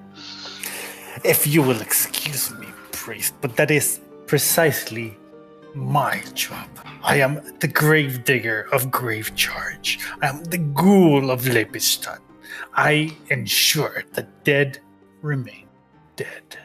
You may be the big guy in Lepidstadt, but you are just a stranger in Ravengro.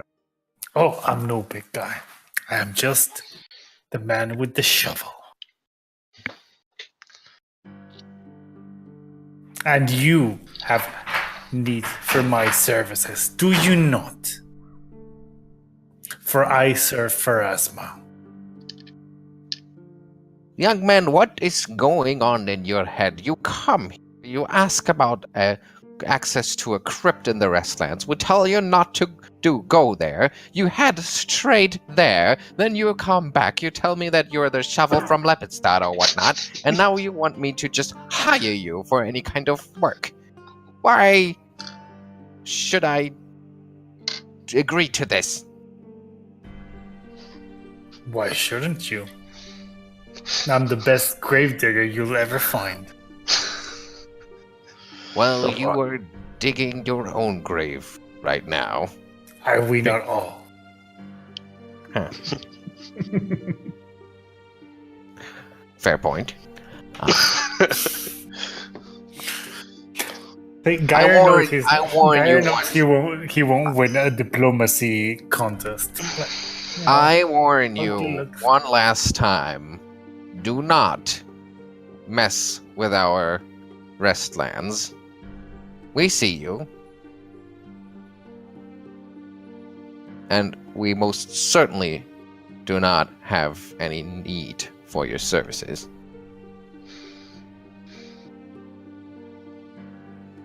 Geier wants to reply, but he just nods. And the father And turns around and just leaves you standing right there, like mouth open. And Geier just mutters, "Pharasma's will be done." Oh my god.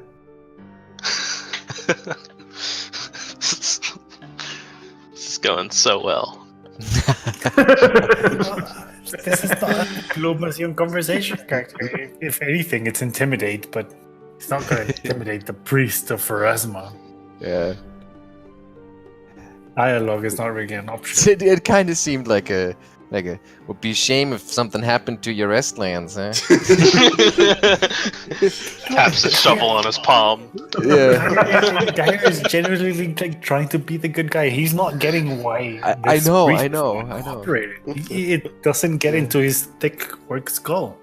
I know. It's just it's it's working out exactly the way it should work out. I mean, Geier is It's like they call me the ghoul. Please hire me to take care of your bodies. yeah, exactly. Why wouldn't you? Yeah. That's like my calling card. Yeah. Why would you not hire a ghoul to take care of your dead people? Who better? Right. Geier is genuinely perplexed. Yeah. Anyway, so let me sum up. Geier stands there. He's like as almost, totally not understanding why they are not appreciating his effort to try and help them. He hasn't even demanded pay. Right. Crow is hanging around the general store trying to I'm trying to stalk little girls. I'm trying to post up at like the outward inn and kind of like keep an eye on the store, see if I can, Right. Yeah. only a little stalky. Sure. No, exactly stalky. Yeah. So yeah, you keep an eye on the general store, trying to see if maybe you can find out which of the girls found the body and what's going on over there. And the rest of you head back to Lorimore Place. Well, Yeah. At least Mm-hmm. Aroden. Yeah. Have some more tea. Where you meet up with Geier, who maybe tells you about his experience. Yeah. I think I would like to go with Geier. So see what's And and I guess I'm guess all of you kind of come to the conclusion that Ravengrove is truly a very mistrusting place, and you don't Really? feel like you started off on the right foot with everyone around here. And that's where we're gonna call it a session for today. Oh, we're just getting started. We didn't achieve anything yet. Yeah, It was a bad day for us.